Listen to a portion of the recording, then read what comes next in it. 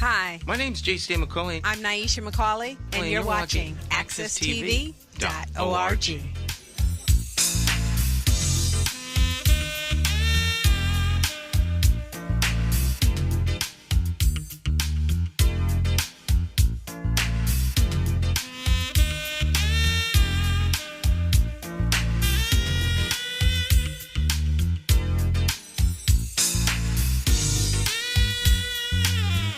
Okay, my friends, once again, it's time to get our talk on. It's Morning Talk with me, your host, J. Stan McCauley, along with the champions of talk. This morning, we got Talk Champion number one in the house, Jonathan Small. Good morning, Jonathan. How you doing? Good morning, Stan. I'm doing fine, and you. It's good to be back here again every Monday. Happy belated birthday. I did. Thank you, sir. Thank you. To give you a birthday shout on your birthday. But, no birthday cake? Forgot all about that, man. How could you forget about the birthday cake? I'm thinking you like pizza. I'm not even thinking about birthday. I don't see a birthday pizza. No, I couldn't get to Harry's or whatever particular pizza place. I just said, let me give you a shout. But I'll take the shout out. Yeah. Gift wrap birthday. So you like cakes? Yeah, pound cake. Yeah, pound cake's good. Send pound cakes. Yeah. It's also a special pie that you like too, don't you? From a pie or some type of a peach cobbler. Peach cobbler. That's what I remember you mentioned. Yeah, peach cobbler, sweet potato pie. Everyone's not a good sweet potato pie maker though. Oh. Yeah. Okay. Yeah. Well, I'm a cake person myself, but I hope you had a nice birthday. Otherwise, I had a great birthday. It was okay. A great birthday. Yeah. It's just another day as we go around the sun. But on Saturday, I was where I was a year ago in the galactic position because the Earth goes around the sun. So every year, I'm at the same exact place in space. Oh, okay. You look at it that way. Okay. I never thought about it like that. Yeah. But otherwise, it was a pretty interesting weekend. I mean, obviously, we got to talk about NFL football. Good games. Great games. Great games. All Saturday, great games. Sunday, great. We spent the weekend watching football. Yeah, you got your time's worth. If anybody was a true NFL fan or even just a person liking sports, I mean, to watch these type of games come down to the last minute or the last, three field goals? Absolutely. The teams won by field. 3 teams won by field goal. Yeah, but I think the game last night with Kansas City and Kansas City and Buffalo tops the cake. Master class in football. Yeah, I never seen whoever had that ball last seemed like they was going to score, which it ended up coming down to that. Yeah. You thinking the game is over, 13 seconds left. They got to go, I don't know, 50, 60 yards. I'm not even sure, but at least they had to go a good distance. They have all their timeouts, but unfortunately for Buffalo, they just couldn't stop Big Home. Kansas City, I mean, he's just a quarterback that can get the ball where it needs to be at. He stepped it up big time, Patrick Mahomes. And I think they're going back to the Super Bowl. I don't see Cincinnati beating them, but anything can happen. I mean, anything can happen. All these teams are good teams. They're playing at the top of their game, and the analysts all said at the beginning of the program, whoever has the ball last will win. Will win, yeah. And then San Francisco 49ers and Green Bay, that was a real good game. I thought Green Bay was in control of the game most of the first half. And then San Francisco stuck in the game with their defense. And then they edged it out. Their special teams helped them out tremendously. So next week, San Francisco 49ers against the Los Angeles Rams. And Cincinnati Bengals versus the Kansas City Chiefs for the championship conference games. Yeah. So I don't know who I'm really rooting for. I mean, I like Kansas City in some ways, but it doesn't matter to me really. Well, I was rooting for the Buccaneers, but greatest of all time, did the best he could. Came back in the game. I thought that game was through. But like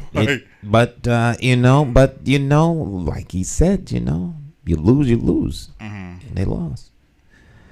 It's just that simple. Yeah. I mean, that was a game that, you can never really count Tom Brady out. And just a few issues towards the end of the game. I mean, the Rams was just able to pull off the game.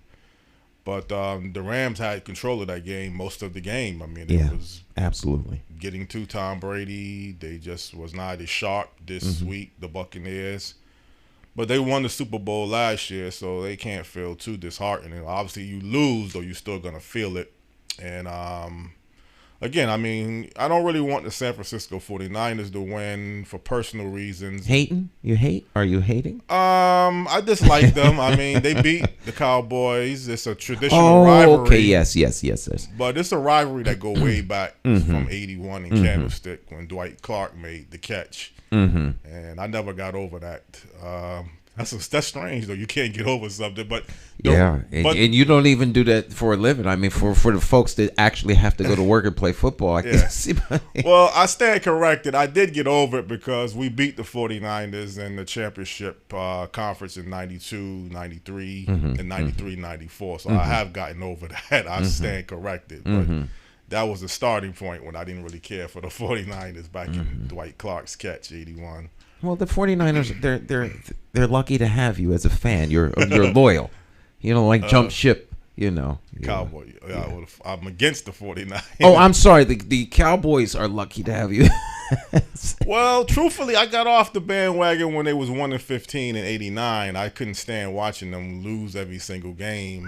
And believe it or not, I was rooting for the Rams that year. But then I switched back to the Cowboys. It was just a brief, I can't watch the Cowboys lose every week. But I was a lot younger and not thinking the way I think now. All right, kicking any TVs or anything like that? No, I would just turn off the TV. I can't watch the Cowboys back then. All right. Well, of course, it is Monday, which means Special Guest Monday. Every Monday we have special guests joining us from around the country or somewhere on the planet. Last week we had an economist from England. So today we're gonna travel to the Windy City and have a conversation. So we'll get your notebooks, paper out. Always, I find these conversations master classes in the subject matter, and so information is priceless. So the best I can say is pay attention, folks. Pay attention. If you have any questions, by the way, you can put them in the chat section of whatever platform you're watching, and we'll introduce your questions when the time is appropriate. So with that, let's turn this over to Mr. Jonathan Small, official booker of guests. Well, good morning again for people out there on Morning Talk with Jay Stan McCauley Live. This week I have booked a guest in the journalism industry for a very long, extensive period of time. He has covered the greater Chicago area. He kind of knows the city well in depth in many different areas. He is the president and CEO of the Better Government Association. Hold on, if I'm saying that correctly, Better Government Association, is that correct? Okay. No other than that's right. Say that again? Okay. Yeah, that's correct. Okay. Yep. No other than President and CEO of the Better Government Association, David Greising. Good morning, David. How are you doing? I'm doing well, Jonathan. Thank you very much. Glad to be with you. Okay. It's glad to have you here as well. Could you kind of let people know a little bit about yourself and background before we get into our topics of discussion? Yeah, I've been working in journalism since I graduated college in 1982, which probably sounds like a long time ago to a lot of your viewers. And almost all that time I've been working in Chicago. I worked for years as a business journalist and wrote a business column. I also spent some time as a foreign correspondent based in Chicago. I've covered politics, I've covered government, I've covered business. Even have done a tiny little bit of sports. So I was interested in your conversation about the football weekend. Right. Right now, the Better Government Association, the group I had, we have been doing investigative journalism that dates back to 1923. We turn 100 years old next year. We were started at the time when Al Capone was in the mob, and the mob ran the city of Chicago. And our organization was formed to try to fight back against that. And we've continued doing that for almost a century now. David, it's kind of ironic. You took some of my thoughts when you mentioned Al Capone, because I was going to try to ask you towards the history of Chicago, which is the third largest city in the United States. And when you hear about the images of organized crime and crime in general, it kind of traces all the way back to the Al Capone days. John Dillinger, I think, was also in Chicago as well. So for people out there, Chicago has a reputation of being one of the most violent cities in the United States. But it also has some tremendous disparities when you look at the housing. I believe it has or had the largest housing projects, projects in the United States. And when you look at two major housing projects that drew a lot of attention on many different levels, the Cabrini Green Housing Projects and the Robert Taylor Housing Projects. Could you kind of let people know a little bit about the history of the Cabrini Green Projects first? Yes, the Cabrini Green Housing Project was built starting around 1942.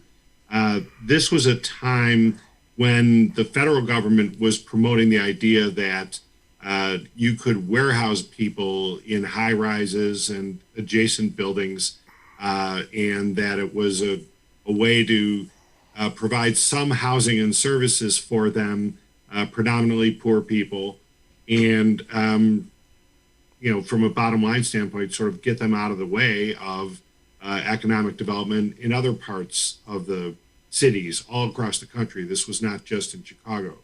Cabrini Green wound up being, as you pointed out, one of the biggest and in many ways most infamous housing projects because of the crime that was there, because of the poverty that developed, because of gangs and drugs and shootings.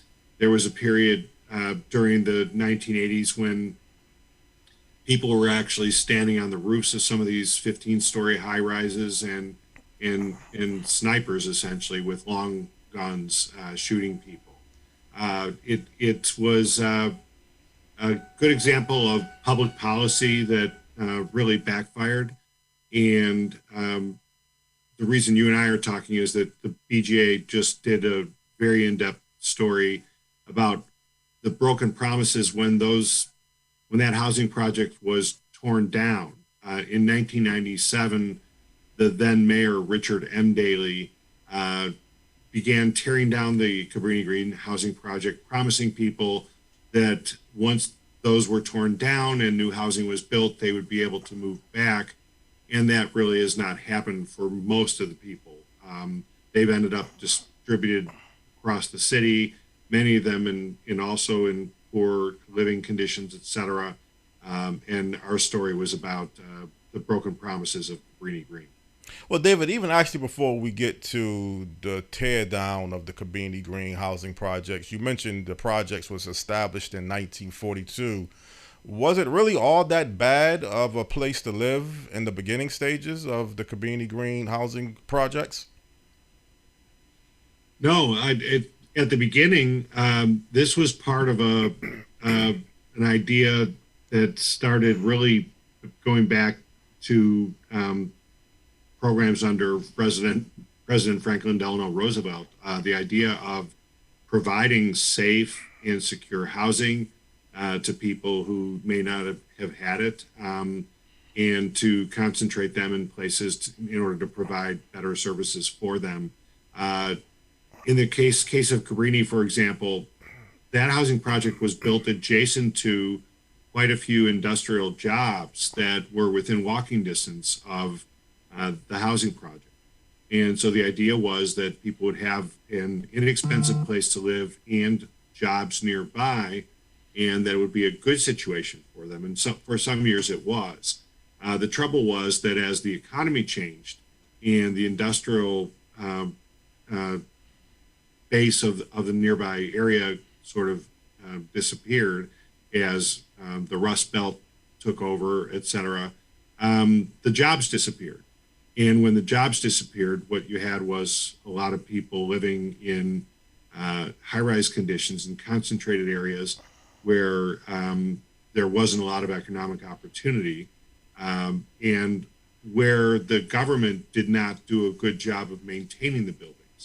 And so the living conditions gradually got worse. Crime increased, economic opportunity went down. It was just a bad situation. But your question is spot on. In the early going, this looked like it was a good public policy. David, isn't geographically the Cabrini Green Projects is in close proximity to downtown Chicago? Absolutely, and it's really within walking distance of what's called the Gold Coast of Chicago, some of the most wealthy communities alongside the Lake Michigan there on the eastern edge of the city of Chicago. It's an area that, as time developed, developers became very interested in it. And one of the reasons there was pressure to tear it down was that there was so much growth going on in the communities surrounding the Cabrini Green area that developers just thought this was a missed chance to continue to grow high-end housing in the city. And that's where some of the pressure came from behind the idea that perhaps Cabrini Green and other major housing projects were mistaken public policy, and if only they could be torn down, then economic development in the city would continue. Well, David, with a major city like Chicago, it drew a lot of national attention, particularly towards the mayoral elections. And you mentioned that you had covered the Harold Washington I don't know if it was the campaign or his mayoral election in 1983. Was there any talk at that time about having a person like Harold Washington, address some of the issues in the South Side, in the West Side, and some of the other neglected areas in Chicago differently than what was done in the previous administrations for mayor in Chicago? Yeah, absolutely. Harold Washington ran against a mayor by the name of Jane Byrne. And Jane Byrne, for a very brief time, actually, just a few weeks, actually moved into Cabrini Green in order to make a point about how the city was not adequately serving the residents of that neighborhood. And it was really just a political stunt. And I've talked to people who lived there at the time, and they were humiliated by what Jane Byrne did. She really brought a lot of attention to the community that was not welcome. And the people who, well, from the outside, Cabrini Green was a place that people worried about. It didn't feel safe to them. It actually was a thriving community of people who, many of them were struggling to get by, but there was a strong sense of community there. And they really felt humiliated by that stunt on Jane Byrne's part. Harold Washington ran as a reformer against kind of insider deals that Jane Byrne was part of, including with a person who ran the Chicago Housing Authority for a while, a guy named Charles Swibell, who was a real estate developer and who was, criticized often for the way he played the game in real estate, et cetera.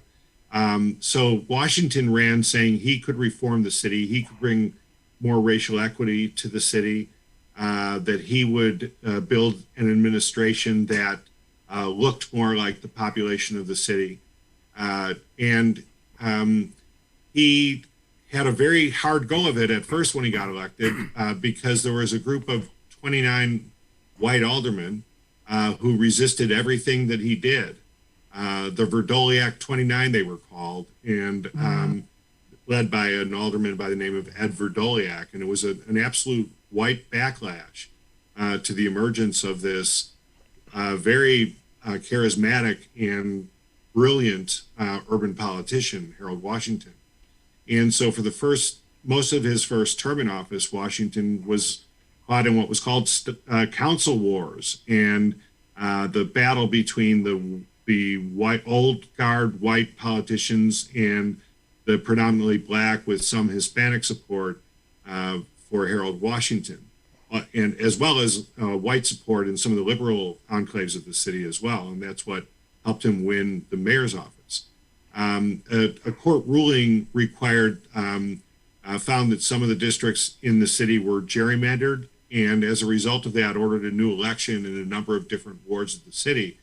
And that gave Washington control of the city council, and he was then able to implement a number of his reforms and really did some really good for the city. And when we look at the current situation with Lori Lightfoot as Chicago's first Black gay mayor and a first-time politician running the city, there are a lot of echoes to what happened, the reform effort that Washington initiated, and some of what Lori Lightfoot is trying to do today. Well, David, even if you look at what Harold Washington did or was able to do in his administration, the housing conditions were still pretty much the same. I don't think there was any dramatic improvements in Cabrini Greens, the Robert Taylor projects, many other housing issues in the South and West Side. So what was still taking place during his administration towards trying to correct some of the housing conditions that exist in your public housing in Chicago? You've made a really good point, because Harold Washington tried, but was not successful. He tried to bring more economic development money steered toward these areas. Unfortunately, he died very early in his second term in office. He died of a massive heart failure, and the momentum he had begun to build dissipated fairly quickly. There was a caretaker mayor for a little while, and then Richard M. Daley, the son of the legendary Chicago mayor Richard J. Daley, took over as mayor and was reelected. I think he was elected 5 terms in office. And so those beginnings of reform that started under Harold Washington really didn't continue.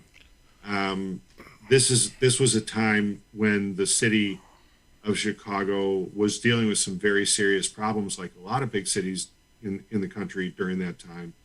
And Daley really focused on investing in the downtown, the central business district, some of the wealthier residential neighborhoods. The amount of public investment was heavily skewed toward the more white neighborhoods as opposed to the Black and Latino neighborhoods. And so whatever Washington tried to get started really didn't have any staying power. So when Richard Daley became the mayor, Richard Daley Jr., I guess, or his son, I mean, Richard Daley, there was 2 Richard Daleys, the father, right, and then the son became mayor of Chicago. Was there any differences between the Richard Daley Sr., how he ran Chicago, comparable to Richard Daley, his son, Jr.? Yeah, well, Richard M. Daley, the son, he was more inclusive than his father had been. The policies under his father really were kind of very consciously designed, if you read the history of Chicago, to help improve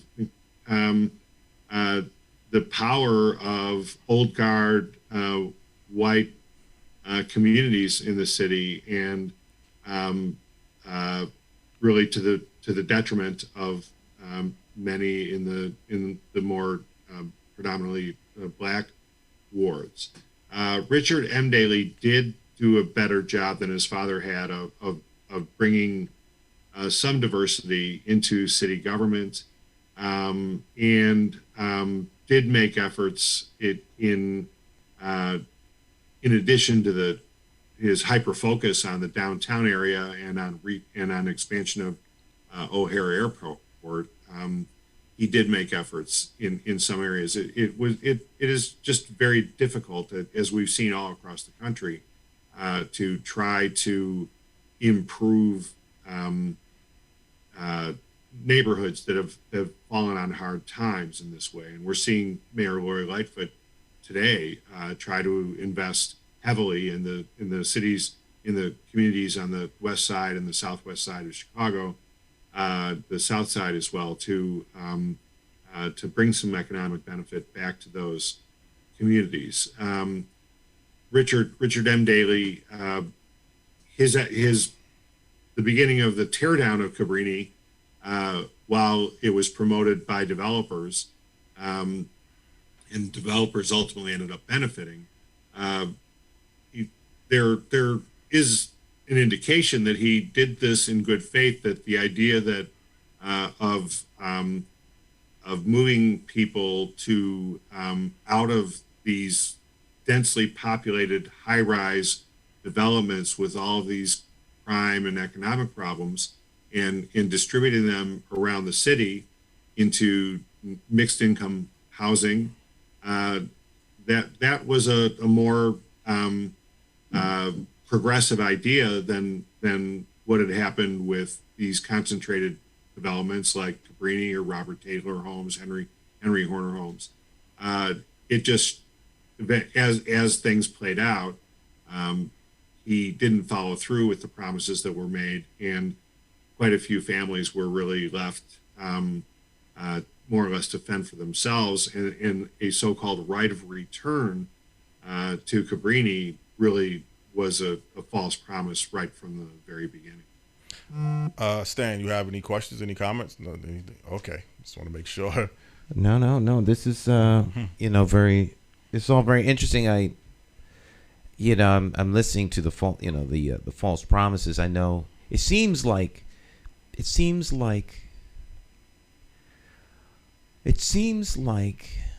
there is like almost like that's a tactic that's used to justify the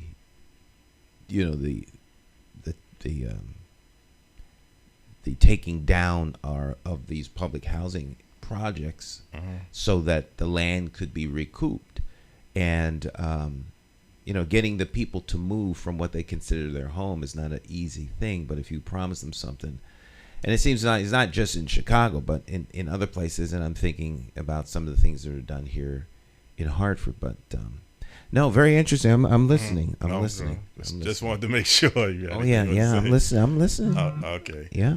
Well, David, if you look at the transitions on how Cabrini Green started it towards the way it exists today, it looks completely different. And when you look at some of the development areas, and first, before I even get into this part of the question, was there ever any, I guess, plan to have somewhat of a direct link from Cabrini Greens to downtown Chicago? Let's say for the residents, that they would have some sense of opportunities to be able to go downtown Chicago, do business, bring back some of the wealth and resources on their own, and develop the Cabrini Green housing areas, or was that really never part of any plans?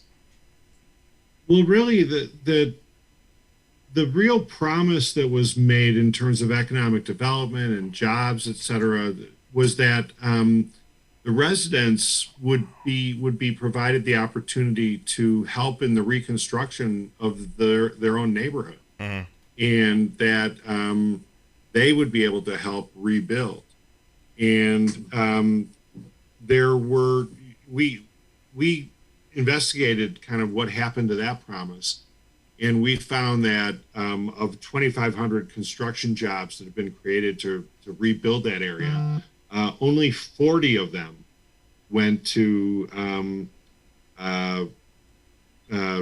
former residents of the Cabrini Green project. We found that of 4,000 companies involved in one way or another in rebuilding, 48 of them were Black-owned businesses. And so while jobs downtown in business district, there were varying degrees of success in creating jobs downtown for former Cabrini residents. There wasn't really a concentrated effort to do that. Their lives were being disrupted by the teardown, by finding new housing, by moving to neighborhoods where they may or may not have been very welcomed, by finding places to live. Period. They were a number of them just given Section 8 vouchers and wished well. And in fact, as we and other journalism organizations have kind of tried to track those people that previously were in Cabrini Green, the Chicago Housing Authority has lost track of a lot of them. They don't know what happened to them. And so they were just sort of spread to the winds in many ways. And so just to answer your question, there other than the promise of helping to rebuild the neighborhood, there was not a lot of promise of, hey, we've got something that can help you build a future. It was more get out of the way. These buildings are coming down. Here's a Section 8 voucher. You can help cover your rent somewhere else with this, and there's a lot of landlords around who will take such Section 8 vouchers. Get out of the way because we want to build a mainly a gentrified new neighborhood on the northwest of the downtown of the city of Chicago. Well, David, the new Cabrini Green Housing Projects looks very beautiful. I mean, it looks like a real nice developed area, and I believe it's one of the most expensive areas in Chicago, or at least in comparable to other cities throughout the country. I'm not exactly sure. I can ask you this question. But when you look at the new Cabrini Green Housing Projects as a mixed use development, let's say, of gentrification of different races of people moving into the city, isn't it still a good area to live in right now? Would it be fair to say that the new Cabrini Green Housing Projects in that area is a very nice area to live?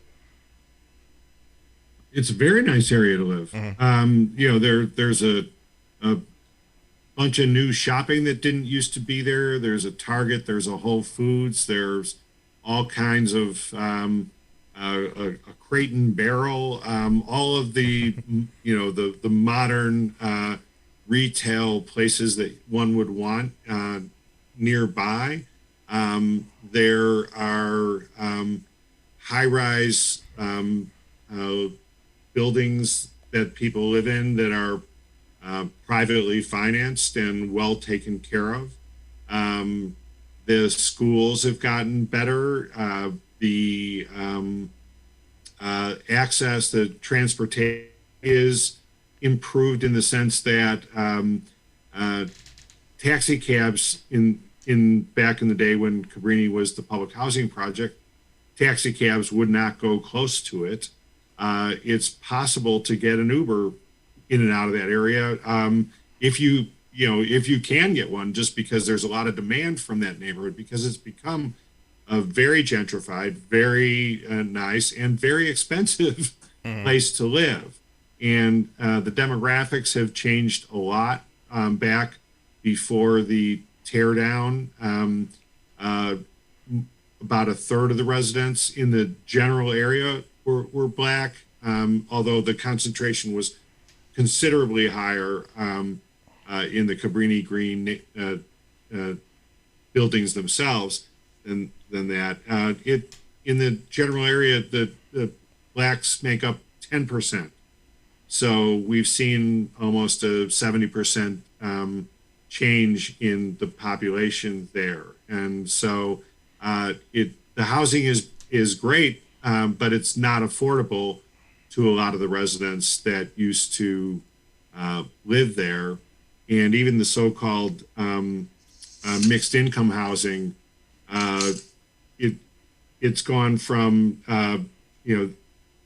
people on average, the cost for a family of four in recent years has been about $90,000 per year, and there aren't a lot of families who can pay that.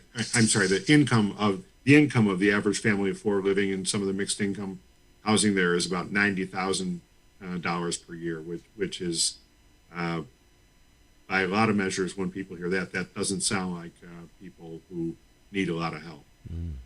So actually, with the transition of moving people that used to live in the Cabrini Green Housing Projects, they moved, I was going to say push, but they moved people to other parts of the city and other parts of the state? Or where did most of the people that used to live in the Cabrini Green Housing Projects, the Robert Taylor Housing Projects, where did they end up moving to? Well, we tried to track them, and others have, and we don't know for certain. We've been able to follow enough people who have been distributed out, mainly within the city of Chicago, because this was the program of distributing these vouchers was run by the Chicago Housing Authority, and so the vouchers, while they're Section 8 vouchers, that's a federal program. The administration of it was done by this Chicago agency, and so the focus was on moving them to other parts of the city of Chicago. And the people we were able to track were in, some of them had gone from these difficult neighborhoods to other difficult places to live in Chicago on the west and the south sides. There has not been a lot of success in distributing them throughout the city.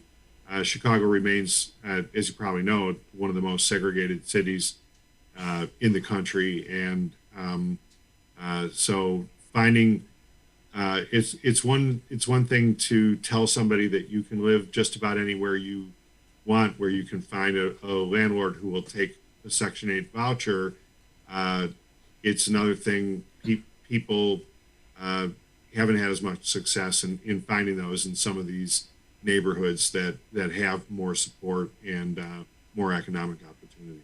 Mm-hmm. Well, David, I don't want to give people the impression, because if you listen to the media and you listen to the news, you always hear weekend 50, 60 people shot in Chicago, 8 and 12 people have been killed. I believe there was a stray bullet killed an 8-year-old girl over the weekend in Chicago as well. And it draws this national image that Chicago, many areas, is just out of control. You got gangs, you have a heavy crime element, you have some sense of people feel neglect from the mayor administration on how to handle crime. I don't think it's fair to even ask you, but what do you think could really be done to kind of put a dent in the crime problem in Chicago, or is it just isolated in certain areas of the city? Well, first of all, Jonathan, I'm really glad you're asking that question, because that is really what the focus is on here in the city of Chicago right now, which is what can be done about this horrid surge in violence that we are seeing over the last couple of years in particular. Is it better policing? Is it more economic opportunity? What really do you need to do? And Mayor Lightfoot has looked at the problem of economic opportunity first and foremost. Early in her term, she held what she called a poverty summit. This was just before COVID started in 2020, and the idea was to try to eliminate structural poverty in the city of Chicago in a generation. The sort of ambitious thing that not a lot of politicians are willing to put their name to. And she has focused both the city government's effort and private sector efforts on neighborhoods in the west and south parts of the city. It's a program called Invest Southwest, and she's brought, I think, altogether to this point about, I think it's $1.8 billion in total economic investment in these areas. Some of this is through directing existing programs toward these communities. The parts of it are new money. And she's put a big emphasis on getting the private sector involved, banks in particular, to do more lending in these neighborhoods and really help kind of create the beginnings of economic opportunity in places where there has been very little. There's been a target on certain corridors of the city, certain streets that either historically had been successful commercial streets and others that could be developed into them. There's a street called Chicago Avenue, and on the west side that I visited just before the holidays, that really has been an area of concentrated crime and poverty. That you walk down Chicago Avenue on the west side, and you really can see the change beginning to take root. This is a years-long undertaking, but there is some hope that through intelligent application of city and private resources, that change can happen. And I would also add that the philanthropic community in the city of Chicago has gotten deeply involved in these efforts, especially in the areas of education, really trying to educate children and make them prepared for the job market when they get out of school. And ideally, they go from grammar school to high school to college or junior college or good vocational training. And all of those efforts are underway in the city. But the thing is, the violent crime problem remains. And the new police chief by the name of David Brown, a former police chief from Dallas that Mayor Lightfoot brought up here about a year and a half ago, he really has struggled to get his hands on what to do. Various tactics have been tried. David Brown is all about de-escalation and has a theory that by having positive interactions with people in the community, that eventually the Chicago police can turn the tide against the kind of violence that we have been seeing. It's really not being very effective just yet. And we're seeing crime that is heavily concentrated in the same communities that Mayor Lightfoot is focusing her attention on. We've also seen violent crime spread to neighborhoods that previously it was very rare. And so there, for the time being at least, there seems to be a lack of answers for this surge. We had more than 800 homicides in the city of Chicago. That's up substantially from 2019. 2020 and 2021 have been really bad years. Not the worst in the history of the city, but certainly the worst in recent memory. And some of the new phenomena here in Chicago as well as nationwide is orchestrated looting of stores kind of in broad daylight.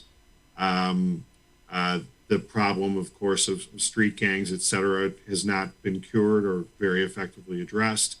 The Chicago police some years ago implemented a program where they called it decapitation, where they tried to arrest and take out the leadership of the gangs in the communities. And the effect that has had is that it's a bit of a free-for-all, that without leadership among the street gangs, there's a constant turf war going on between them. And it actually has had the unintended consequence of contributing toward greater violence. So you're right in the sense that there's serious concern about violence in the city. The violence, unfortunately, is located just heavily in these poor and communities populated heavily by people of color, and the city government, led by Mayor Lightfoot, while it has tried and is applying serious time and resources toward fixing these problems, it so far has had not very much success.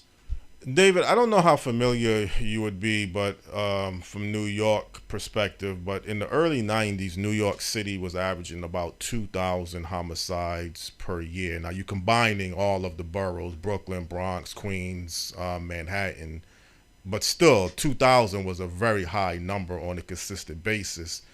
And then at one point, the Rudy Giuliani administration came into office, and the crime numbers, whether it was his doing or other factors, the crime numbers at one point in New York had dropped tremendously, well below 500, I believe, at one point, or at least close to being below 500 or in that area.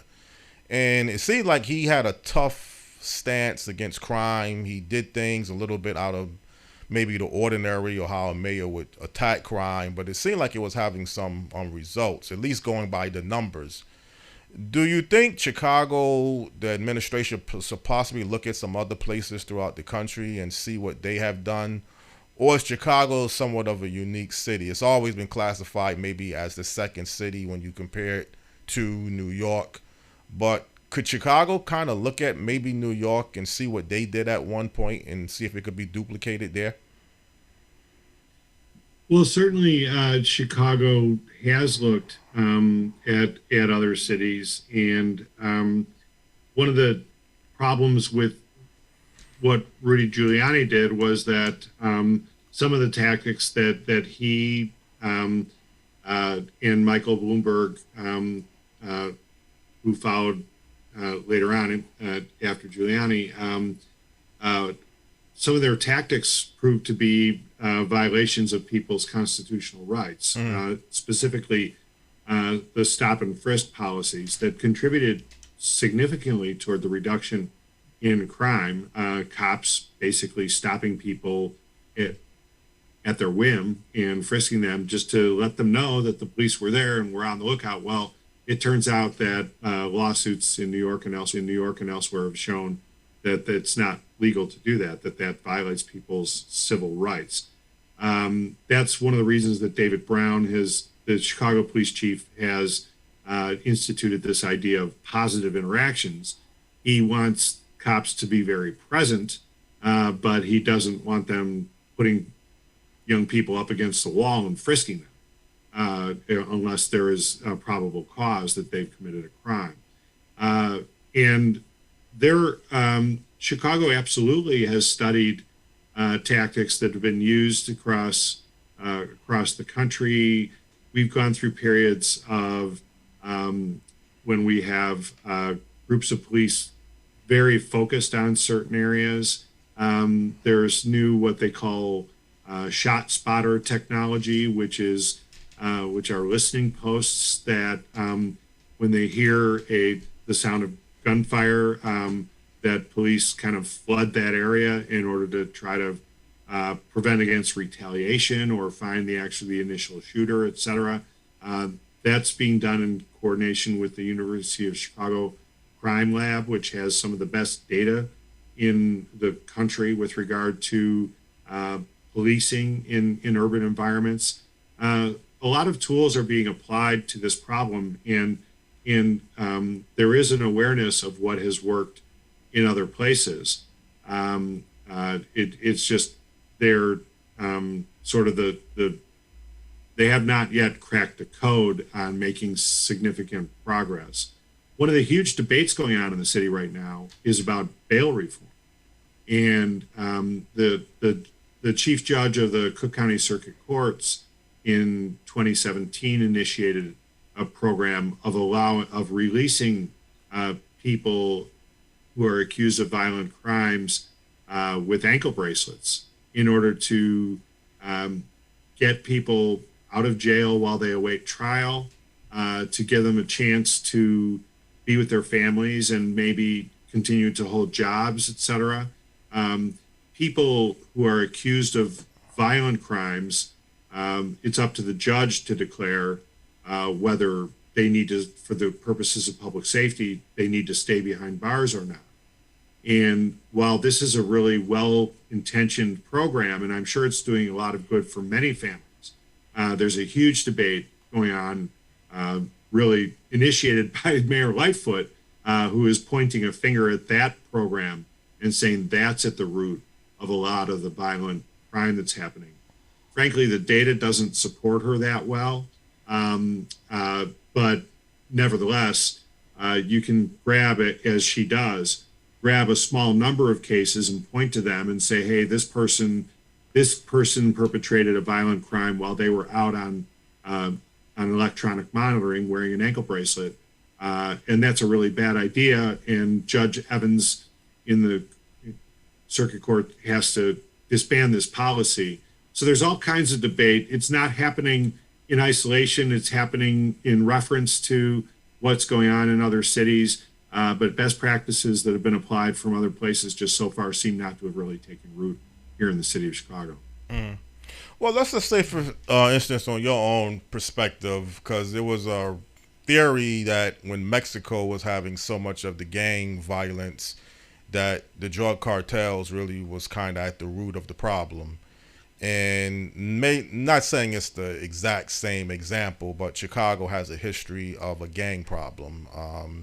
The numbers, even if we look at homicides, was the highest in 1974 with over 900 homicides in Chicago. And I would still assume that the gangs, the illegal drug trade, had to be a major factor in 1974 as it is today.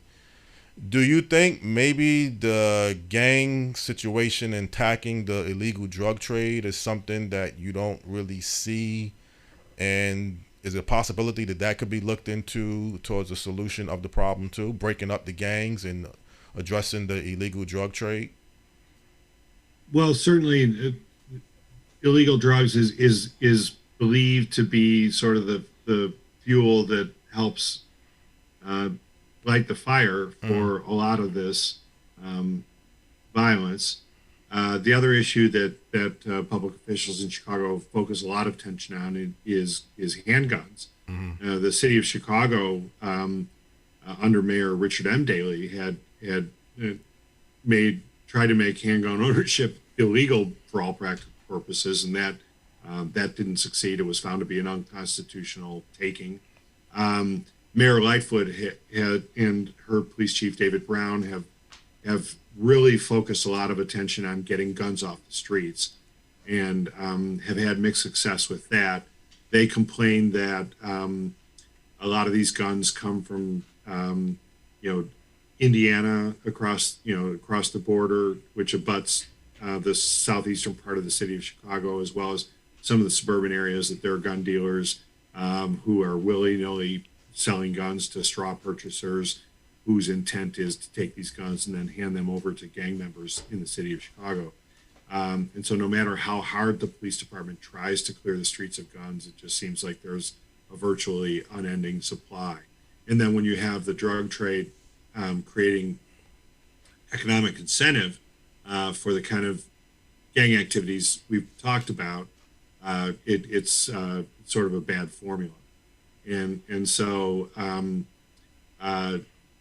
if you spend time talking to Mayor Lightfoot, she'll talk about lack of legitimate economic opportunity, and also the prevalence of handguns, both of which she's extended serious efforts to try to address.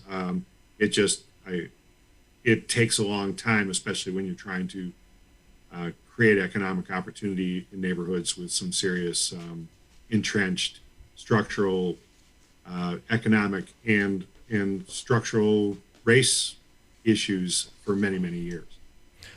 David, wasn't it at one point the South Shore section of Chicago was somewhat of a nice, affluent area, particularly for middle-class black people in particular? How has that area changed in, let's say, the South Shore section of Chicago? Well, yes, that area was really nice. The housing stock in that area is quite something. A lot of old gray stone, former single-family homes, and that's not the only area that that has been like that. That has gone from middle class or better wealth to very challenging economics. And the South Shore, while it had quite the level of poverty and crime that you and I are talking about, certainly has gone through some difficult times, although there is some promising economic activity going on in that area. Another neighborhood well known nationally is Bronzeville, which is an area that is coming back and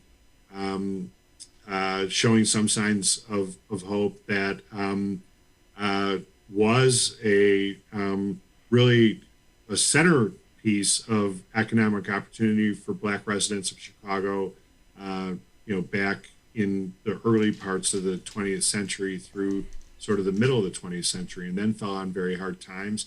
The Robert Taylor homes you've mentioned a couple times, those were built just on the edge of the Bronzeville neighborhood. And so there's been a concentrated effort to bring Bronzeville back, and we're starting to see some momentum there. And so the idea of bringing some economic investment to targeted areas and trying to turn the tide against entrenched poverty, it does show. We do have a few glimmers of hope, and it's going to take years of concentrated effort, frankly, to turn these things around. But David, see, here's what I'm trying to figure out. And like many other cities throughout the country, for a long historical period of time, it was always said if the downtown, the Loop, the Gold Coast area of Chicago, and North Chicago was such an affluent area that those areas would always be intact. And then the opposite could be, say, for the South Side and the West Side of Chicago. What is it that, let's say, the North Side of Chicago has and the downtown Loop area has that has kept those two areas so developed and prosperous over, withstanding different mayoral administrations and different decades? Well, they have a variety of factors. First of all, they just have a concentrated degree of wealth that the downtown area has. Of course, the central business district has all of that investment. But what's interesting is that policies that have been designed to create economic opportunity for some of the city's poorer neighborhoods and for the benefit of predominantly Black and brown residents have been misapplied to other neighborhoods often. A program called tax increment financing was designed to benefit impoverished neighborhoods. Tax breaks for developers if they come in and pour money into areas that have been declared to be impoverished and in need of new investment. Well, in practice, a lot of those tax breaks have gone to neighborhoods that really didn't need all that much help. One of the biggest TIF districts in the city is in the downtown central business district. And the tax incentives have not been applied as liberally as they might be in some of the other areas. So some of these neighborhoods that you're talking about that have benefited and seem to have staying power often have done so in part through the city's financial support, and financial support that, while it may have been designed for the benefit of people who needed the help or neighborhoods that really needed the help, often the actual benefit has gone toward neighborhoods that probably needed less help. On top of that, you've got to go back, decades to look at what created some of these circumstances. And, there was some serious redlining in the city of Chicago. There was a system called blockbusting that back when some of the city's neighborhoods were changing, that there was an effort on the part of unscrupulous real estate developers and real estate brokers to kind of create panic selling of houses and then this was by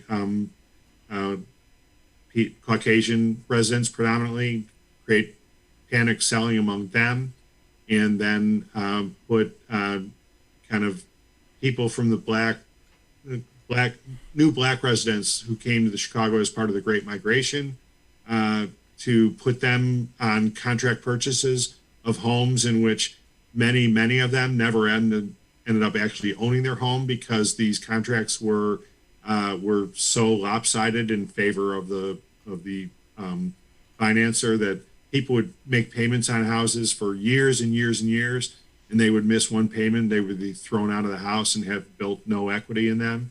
And after a while, programs like that just create structural poverty. Clearly, they're evidence of structural racism. And when we try to build back some of these communities, we're fighting not just the immediate economic circumstance, but the consequences of decades of structurally racist economic development policies. Mm-hmm.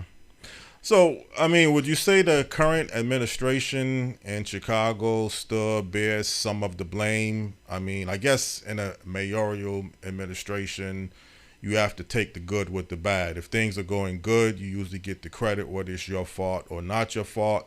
If things are going bad, you usually get the blame, whether it's your fault or not your fault. It looks like to me, on the outside perspective, that Mayor Lightfoot is having somewhat the same problems that Keisha Bottoms in Atlanta had. Crime, how she's handling it. People don't look at it as the best effective way. Don't really want to put you on the spot, but how would you kind of grade her overall as her mayoral administration? Well, I think at this point you'd have to give her an incomplete, because this Invest Southwest program that I mentioned earlier, it's really well thought out. It's highly ambitious. She has had some measure of success in attracting not just the large amount of public funding, but also the philanthropic and private sector funding. So you know that is worthy of credit for the effort and for the initial work that has gone into that. On the other hand, her inability to figure out the policing part of it, and there are valid questions about the effectiveness of the superintendent that she chose, David Brown. There's been lately front page news stories saying that Brown has lost the support of the Chicago Police Department, et cetera. So it's I think her record so far is incomplete. She's a little more than a year away from would be her reelection in February of 2023 is the primary and then the final vote is in April. And so she's got a lot to prove in order to earn reelection. Certainly, there's no doubt about the sincerity of her commitment to addressing these problems. There are serious concerns about how effective a leader she is, whether she alienates people without sort of a plan that she's just kind of mercurial that way, and so she has a hard time building coalitions that are able to get serious work done. But she's committed to this. It's just a question of how effective she can be in this role. Mm-hmm.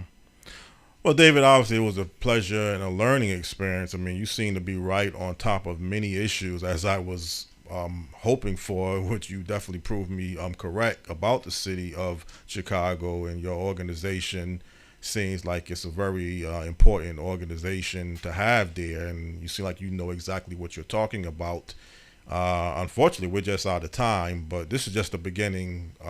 Planning to do at least a couple more shows about the city of Chicago. And if there's anything else that you would like to leave us before we end this particular segment, and I definitely would love to bring you back on, or someone from your organization too. So don't look at it, this is just the ending, if it's up to y'all.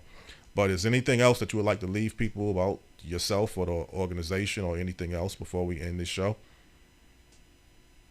Well, sure, Jonathan, and thank you. Thank you for your focus on these issues. I think they're very important. I really appreciate the questions that you are asking. You're asking the same questions a lot of us here in the city of Chicago are asking, and I think it's a case study in problems, as you indicated, in problems that are happening in other cities all across the country. And so I appreciate the attention, because I think that applying attention to these things is one way to help create momentum behind good ideas that might help address some of these problems. As far as my organization goes, we're right now in a period of growth, along with a lot of nonprofit journalism organizations in the city of Chicago. We've just gotten a major financial commitment from a group called the McCormick Foundation, one of the big philanthropic foundations in the city. And we're going to be growing our reporting resources and focusing them on equity, public safety, finance, government finance issues that are all affecting the lives of people, especially people of color in the city of Chicago, and the disproportionate way in which they are affected by the failings in government policies. And so we're in the thick of this, and fortunately for us, we're going to have resources in order to do this in the coming years. And in the middle of a nonprofit news sector that really is growing despite the decline of the major Chicago newspaper, the Chicago Tribune, there's a lot of great journalism being done here, and to the extent that journalism can help, we and others are trying to do that. So I appreciate the attention you're bringing to this, and we'll be happy to talk again sometime. Thank you very much. Okay. Thank you too as well. All right.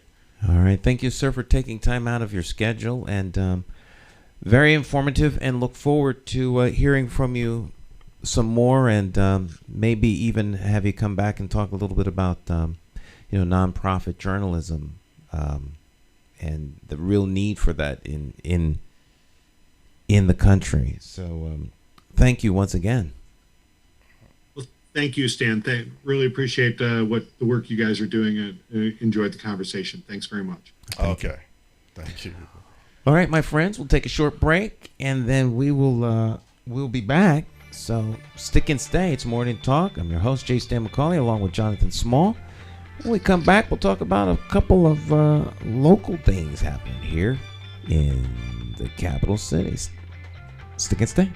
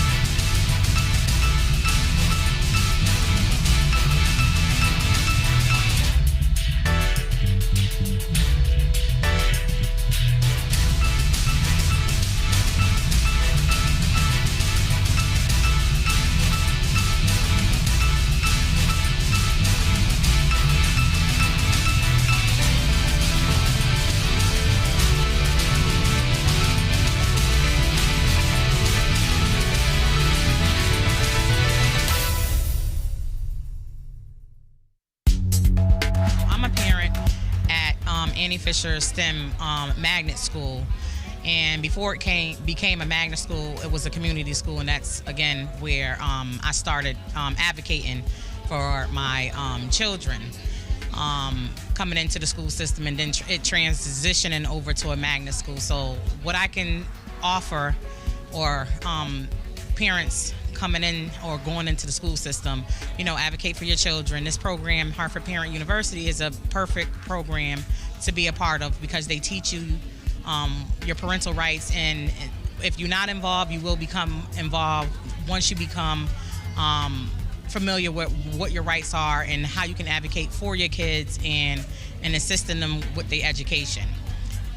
If you want to go ahead and go far, you want your children to succeed, this is, like I said, the best program to attend, so that they can go ahead and have a better education. And if, by any chance the administrative at the school isn't listening, become a member of the Hartford Parent University, and this is where your voice will be heard and all your concerns, just like the rest of us parents. We are a part of something, and we are making a difference in the community of Hartford. So just want to say thank you.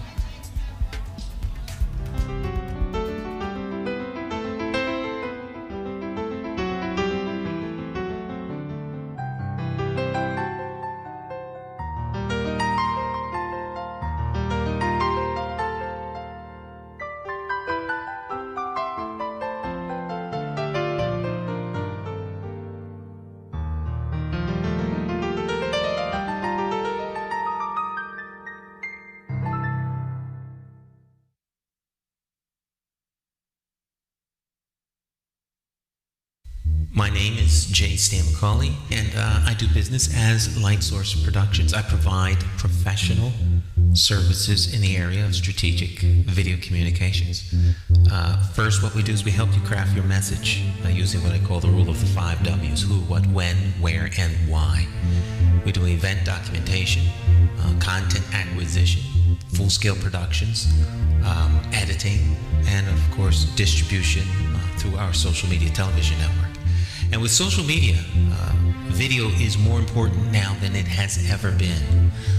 Whether you're talking big business, small business, nonprofit, church, or just an individual. Let's say you plan you're planning an event, a wedding, whatever the case may be, but let's say a big event, but no video. And you spent all this time, all these hours to put this event on, and maybe 100, 200 people attend the event. But more important than that is that thousands could attend by watching it on social media. But of course, you don't think about this until after the event is over. You can't afford not to capture it for social media. And despite what people think, I am affordable. Give me a call.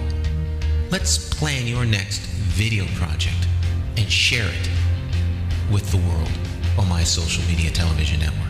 I promise you that you will have the attention of one person, me.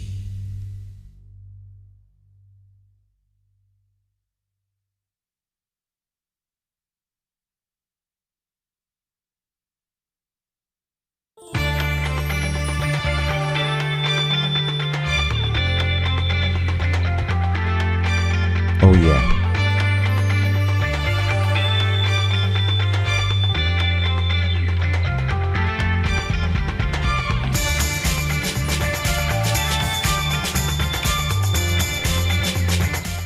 Morning Talk with myself and Mr. Jonathan Small. Welcome back, folks. Wrong button, Jonathan. Okay. There we go. There we go. There we go. There you are. There you are. There you are. All right. Good interview. Good interview. Very interesting. Yeah, I mean, it was a learning experience for me, even though I studied Chicago and I tried to interact in different topics about the city.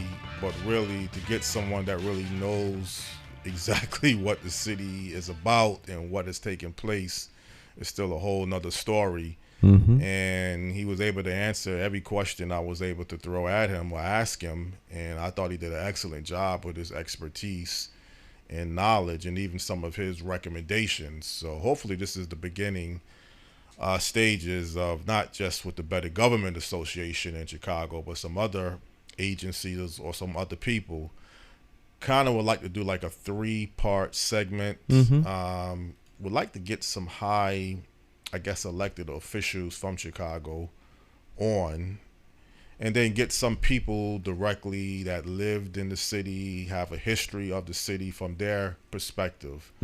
So that's a minimum goal that I'm trying to set for myself.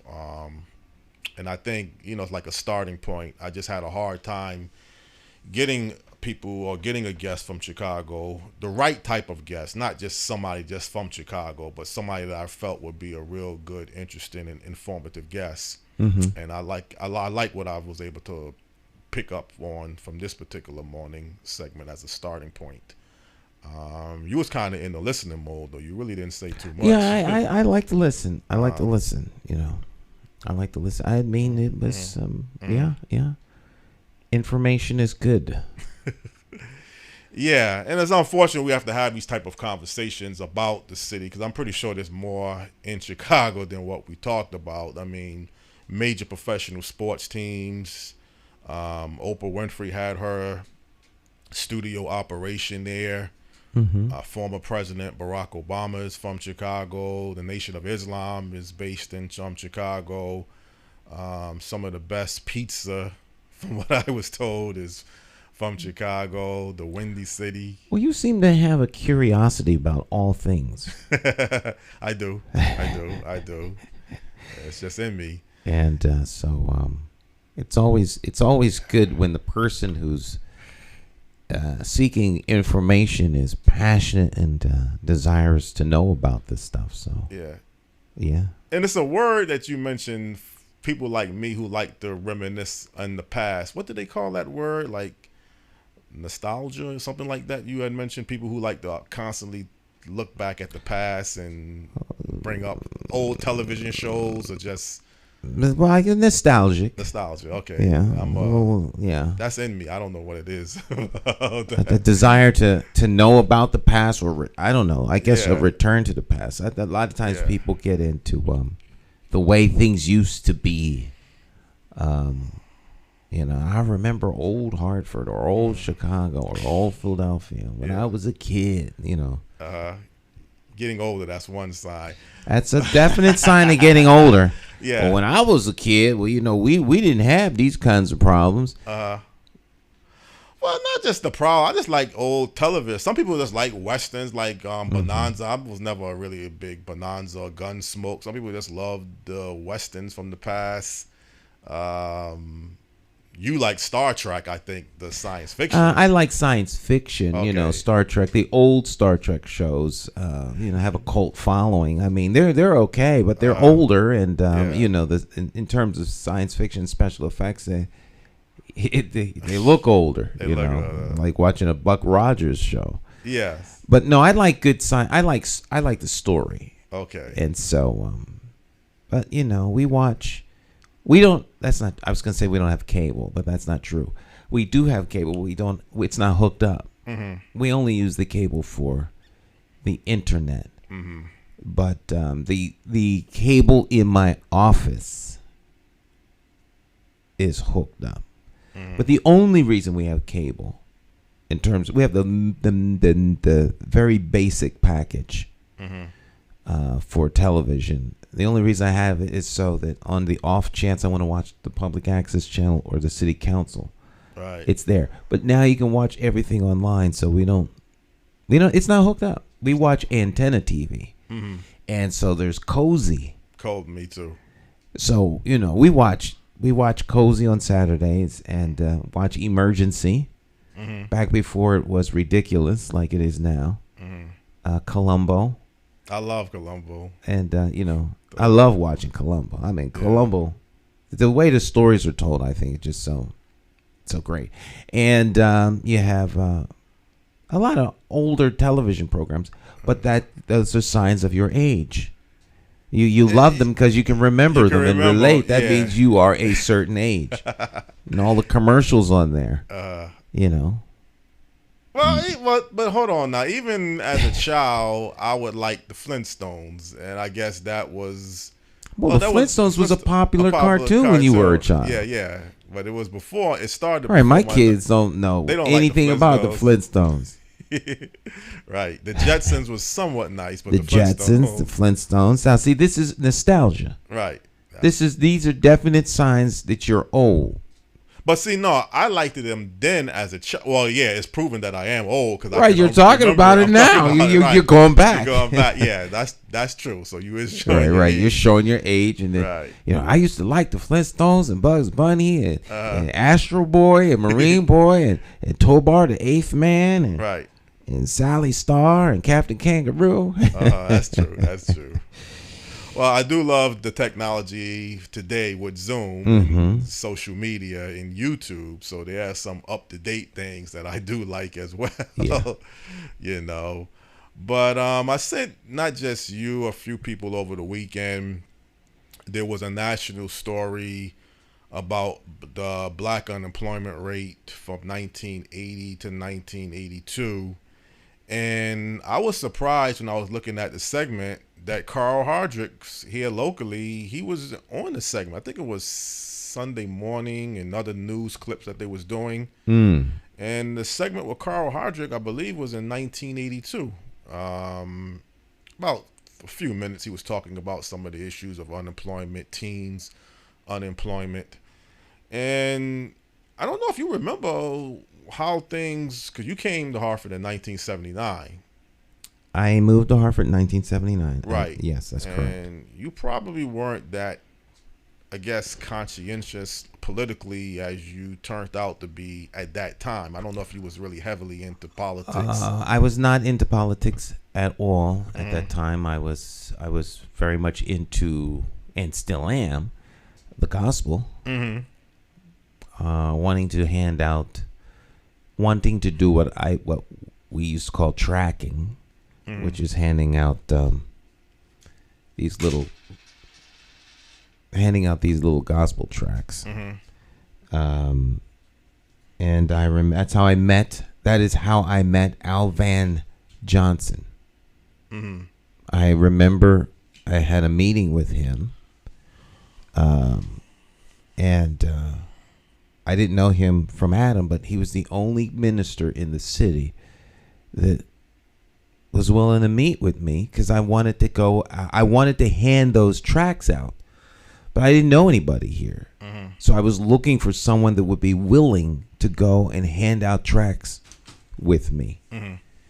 And I called different churches in the phone book, and he was the only one that I could talk to. I'd either return my call or I was able to talk with him.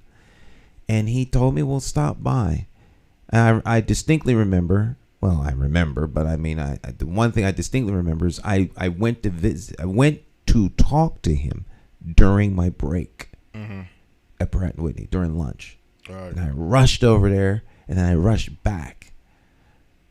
And I remember having to kind of like sneak in because I run a little bit late. Yeah.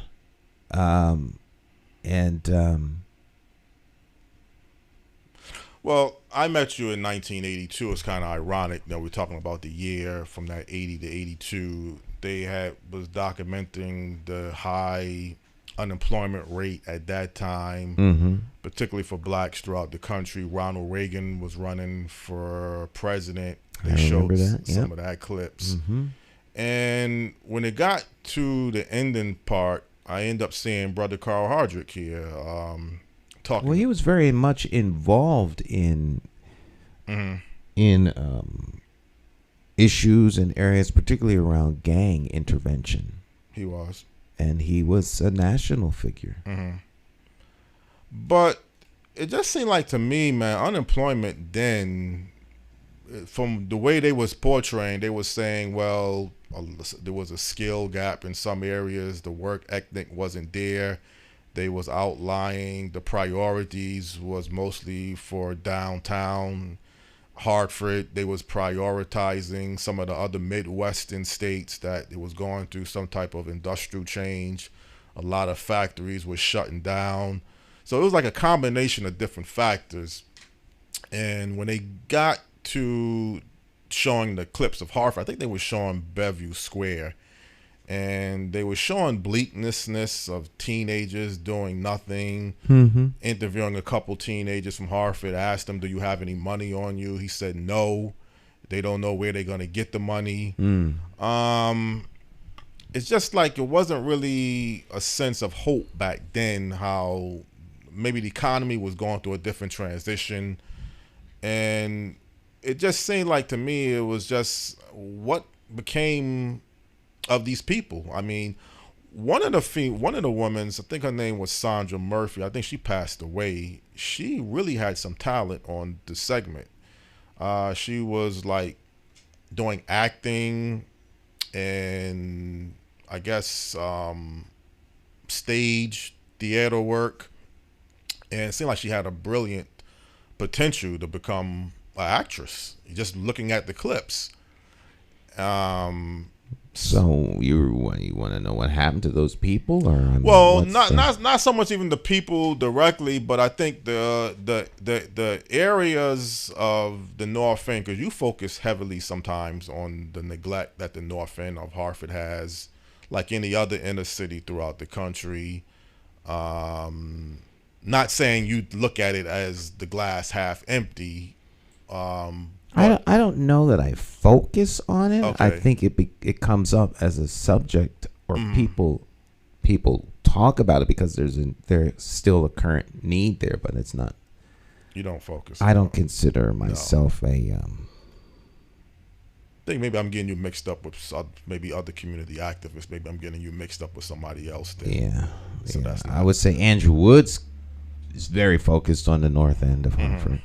There are others. Carl Hardrick. There's plenty of people. I don't necessarily focus on anything. I'm more interested in giving people a voice. So maybe it seems like it because maybe that's where the largest voice comes from. But I'm really more interested in giving people a voice. Well, I understand that part, and the thing about it is, now when I was running for mayor, yes, you focused. That was a focus. I mean, you might be thinking in that term. That's Could because be. that's where the greatest need is. Right. But see, I don't know. I kind of see it a little differently. I mean, I don't see the South End, and I'm only going by my perspective. I don't see when you go down to Franklin Avenue, Benton Street, Bond Street, I don't see much of a big difference between the South End of Hartford and the North End of Hartford. There might be some other things that they have Now down there's very little difference because the South End's becoming the new North End. Right. I mean, that's a whole. I mean, that's another. It's a whole nother subject. Right. But that speaks to vision and leadership in the city, which I've talked about ad nauseum. So I'm not going to waste any time with that now. But I mean, well, during that time, because the segment didn't show anything about the South End of Hartford. Franklin Avenue was a thriving Italian business street. Right. Totally different city. Yep. But they was trying to say, some of the people, whether it's Carl Hardrick or a few other people during that segment, that the attention was being geared towards developing downtown Hartford at that time. Yes. A lot of real estate, commercial development, and the rest of the neighborhoods were not really being looked at. Former Mayor Thurman L. Milner, he was the mayor during that administration. He was the mayor, but the form of government was the mayor had no power. It was a ceremonial mayor. So it's important to highlight that though he was mayor, it was during a different system. So it wasn't like he had a vision for downtown growth at the expense of the neighborhoods. There was a process already in play when he became mayor, and it continued. Well, that's true, because I think one time he was on a radio show and he mentioned that there was some development proposals that he wasn't really in favor of, and he just didn't really have the power to override the decisions that was being made. Right. If it was up to him, he wouldn't be moving the development the way that they were developing in the city. So he really didn't have no strong authority. The mayor didn't have that. The mayor did not have that authority. Yes. Right. Well, I mean, so you're saying that to say what? Well, it seemed like to me, I don't sense whether teenagers today have hopelessness or they having trouble with unemployment. I mean, you will find a little bit hard to believe right now with the worker shortage that exists. But it seemed like to me, did we really correct the problems? Because one time, Dr. Assegai stated, these are circular conversations that people have. I think, in my opinion, that it's like there's cycles to things, and so it's like having a deep conversation about the fact that kids are still crawling, and did we ever resolve the fact that kids have to crawl? Why do kids have to crawl first? And the kids had the potential to walk, but they're not walking yet. And then, new kids are born and they got to do the whole thing all over again. Yeah, there are young people, like before there were young people, who don't have jobs because there's no jobs necessarily for kids their age. So maybe they need a program. This is a conversation that happens in cycles because you're always getting a new group of folk who come through the same process. We never compare the unemployment of people of means with people that don't have stuff. So, I mean, if you're looking for the people who are unemployed, you will find them. Right. There's no shortage of people who are in despair. So if you find them, you look for them, you'll find them. And you can just focus on, despair is still here. Yes, it is.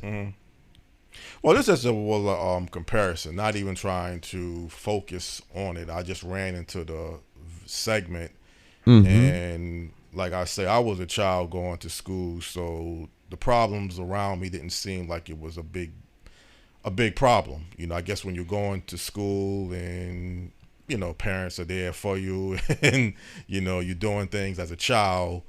I wasn't even a teenager at that time. So, they'll always talk about if you had summer youth programs, things for kids to do. But I've had other areas that was able to help me if I didn't have the particular program, I had other people, big brothers, other family members, other friends that I could turn to. So some of the problems that the youth was facing sitting in front of Bellevue Square with nothing to do, although I didn't live that far from Stowe Village, I just didn't have that same type of mentality. I didn't have that same. Well, I don't know. It's a mentality. I think you become victims of the hand. You play the hand that's dealt to you. So right. if you were a single child with nothing to do, you would sit at home. Right. That's true. With nothing to do. Right. Or on the front porch with nothing to do. Or you're drawing upstairs in your room. Yeah. Or you're out fishing or riding your bike around the community by yourself. But if you get tired and you sit down, you're sitting down in front of, on the porch or on the stoop or down by the country store. But if you live in a community where there's 20 or 30 of you guys and you all just got finished playing football or tag or hide and go seek or basketball, and you sitting down taking a break with nothing to do, and and then why is there something inherently wrong with young black youth sitting down doing nothing? This is like, because they just got finished playing basketball. Why aren't they doing anything? I think a lot of times these things are left out of the story. The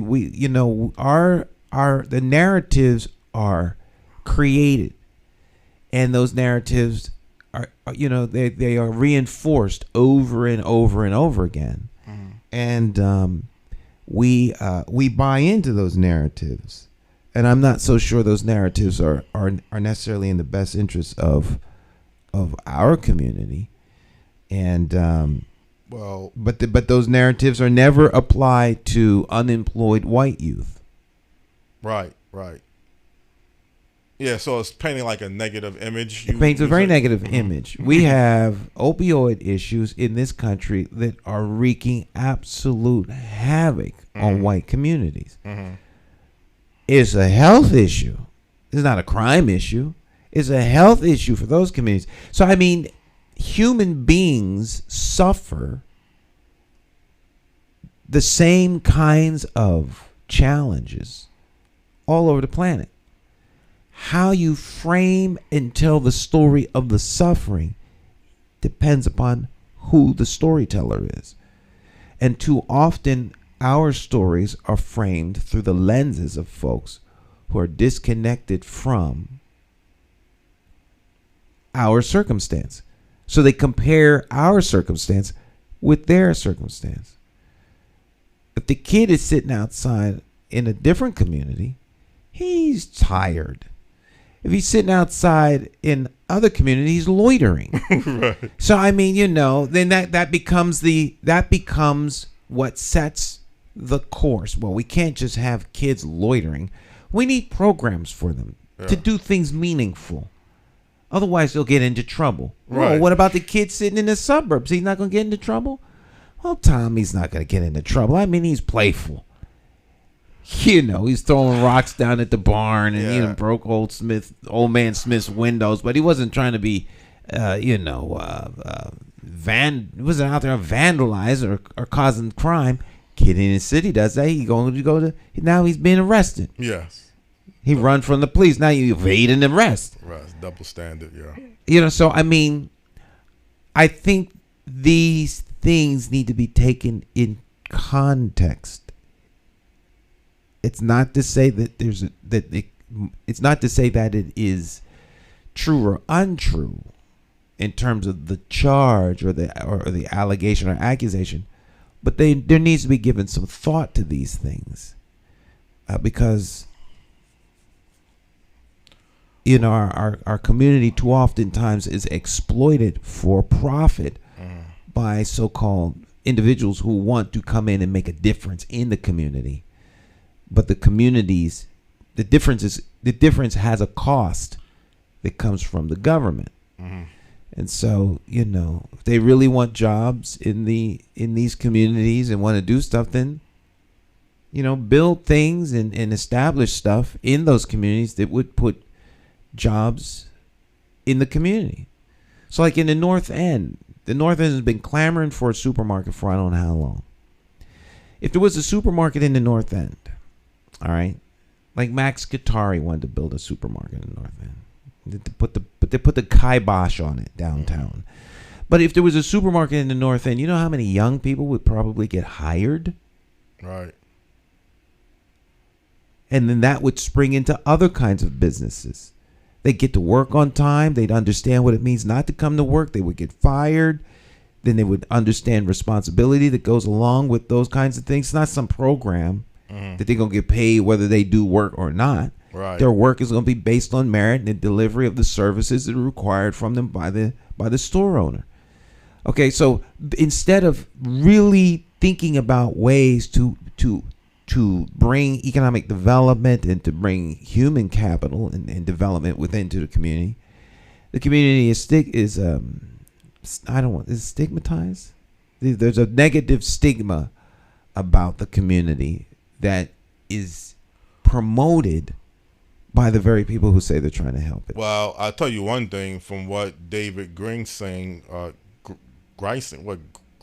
believe his name was. Your guest this morning. Yes. They did it in the Cabrini Green Housing Project here. He mentioned that there was a Whole Food development store. Yeah, but that they gentrified. They gentrified, yeah, but they got the results. I mean, they just the people that used to live there are gone. Well, that's not helping the community. That changes the reality in that geographical area. But the community is not a geography. The community is the people that live in it. So if you take the people out and put new people in there, yeah, it's going to change. Particularly if those new people have more resources, more revenue, more money, more disposable income. He did $90,000. Yeah. The people that was moved out of there wasn't making. They didn't have 90. They couldn't afford $90,000. Well, when you say take the people out, if you have an area that has reached this limit towards structural, the way it looks, housing conditions, other factors, you tear it down, you build something new.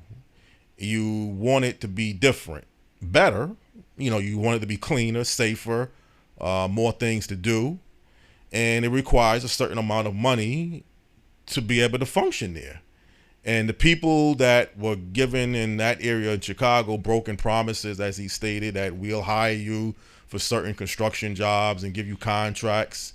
It never seemed to. That was a ruse. They were lied to. That was a lie. From straight out was a lie. When the people were told that, the folks telling them were lying. The folks telling them knew they were lying. Mm-hmm. But the people who were listening had hope. Right. They believed what they were being told. They were bamboozled. Mm-hmm. But at the end of the day, they were going to have to leave regardless. I mean, you could tell me you're going to help me, or you could say we can't help you, but you're going to have to leave because we're changing this area. We're going to make the restrictions differently. You're going to have to pass certain background checks, income guidance. So everything changed completely. But your whole argument is the people that make up a community really didn't change for the better. And gentrification, I don't think you look at as the best way to develop a community. Oh, no. If you want to change the dynamic of a community and make the community more self-sufficient, whereby it becomes a generator of revenue for the city, and gentrification is a really cool way to do it. Mm. That means I'm not concerned about the people. Right. I'm only concerned about revenue and bottom line. Mm. That is not only a way to do it, that's what's being done in many places. Mm-hmm. Because the people are disposable. Mm-hmm. Now, that's what happens. That's being done in Hartford. It's done all over the country. Yeah. I don't think that is a morally correct way to do stuff. It's not ethical. Mm-hmm. But ethics oftentimes has no place in the political process. And people can justify and rationalize. These decisions are made through greed, avarice, profit. Now, you do need money in order to run a city. Right. Revenue does have to come in. But you could, if you wanted to, make life better for the people in the community by providing means by which those people could be sustained through their own effort. Mm-hmm. But that's not what they want to do. The developers wanted that property so that they could bring in folk to make money quickly. They're not interested in helping people. They're interested in making money. Right. But you're saying, because sometimes you can't have it both ways. And in this case, if you have an area that is neglected, the housing is run down, the people are not feeling safe because of crime, you get into many different factors. And you have to end this. And maybe you're not really ending it the best way, but at least for the new area now, people can feel somewhat safe. They can go outside and not worry about getting shot and killed most of the time. Right, but you can't, in my opinion, you are leaving out a huge reality in your narrative. Right. People want to feel safe. They want to be able to come outside of their house, walk down the street with their little dog, go bike ride and not be jumped and have the bike stolen. Right. Kids should be able to go to school without seeing yellow tape and chalk on the ground. And that has happened. Mm-hmm. Yeah, but the people who wanted that and who need that don't live there no more. That's the piece that's being left out. So it sounds like all of this stuff was done for their benefit. It was not done for their benefit. No. It was done in an effort to make money. Right. It wasn't done for the benefit of those moving in. We get rid of these people, move in a new breed of people. There's a multiple payoff in the positive. There's a good return on that. We get rid of people who are troubling. They can upgrade the streets. They can tear down the old houses, put new houses up. They can bring in new people. Those new people are going to have jobs. They're going to pay taxes. The tax revenue base is going to go up. The property values are going to go up. We bring up the whole neighborhood, and we get rid of the bad, quote unquote, element. Well, either you get rid of the bad element, or you either get rid of the bad element, or you try to fix the bad element. It seems like fixing the problem is harder. It's only harder because the people who have the resources don't want to use those resources to help people. Now, would that be classified somewhat as a socialist concept, or it's not socialism? It's helping. Is going to the hospital socialism? Well, it's not telling someone to take their money and give it to you so you can have opportunities or a better life. Is that an investment? I mean, I'm trying to get the best way how you look at it, because you can't seem as a community to generate and mobilize yourself the way you need to be to live a somewhat decent, livable, where you can pay bills and, have the basic necessities. You need the government to help you out in many areas because you just don't make enough money to really function. There are individuals in our society who, for no fault of their own, and some because of a fault of their own, who do not have the capacity to maintain a lifestyle for themselves. So that means there are two options. Let them suffer and live a life of misery. Let them go hungry. Problem with that is people have to eat. Right. And they're only going to go through so much suffering. If they don't get food, they'll come and take food from you. Right. So there has to be some sort of happy medium where if somebody falls through the cracks, there's a safety net that can help them.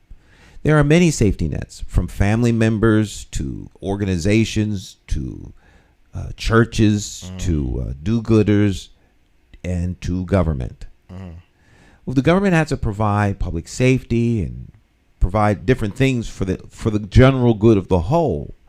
The government does collect taxes, and those taxes can be used to help alleviate the suffering of those particular individuals for whatever the reason is.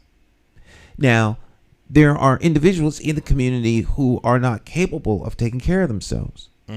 Some of, by no means all, but some of those people were in institutions for individuals who had mental issues. But we closed those all down and put them on the street.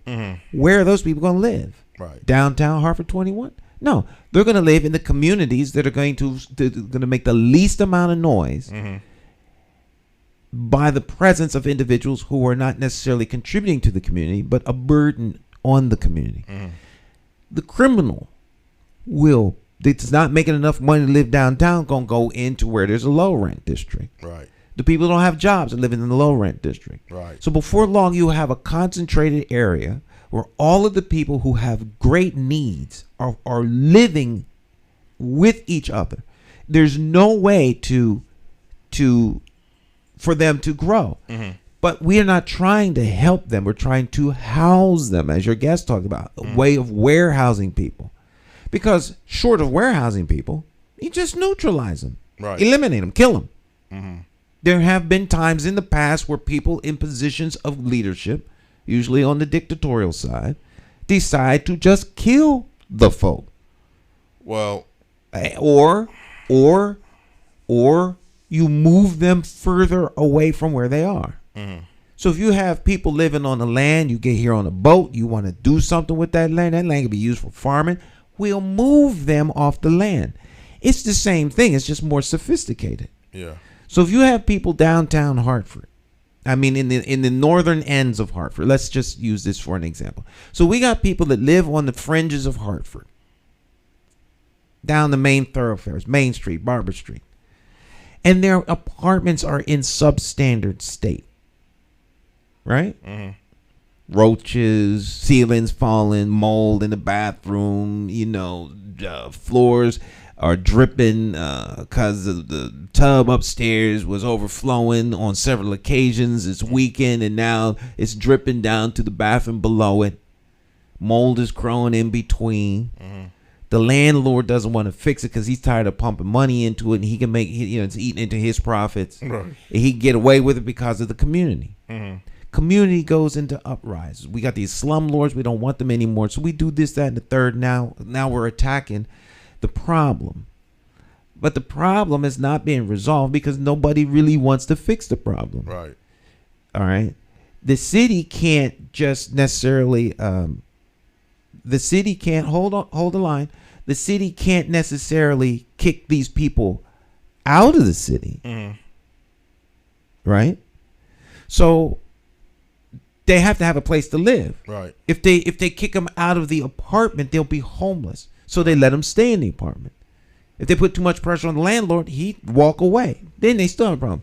And I'm getting somewhere with this. So then finally, what ultimately winds up happening is the people move. They move out. They get a voucher. They move out. Now the building is available for a developer. Developer comes in, tears it all down, puts up new place. They don't get to move back.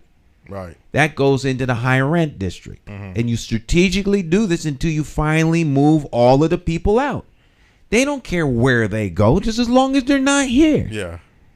And it's a horrible thing to do to people. If you have the capacity to treat them decently, give them the resources they need, give them the training they need, so that they can make a better contribution to their life. Yeah.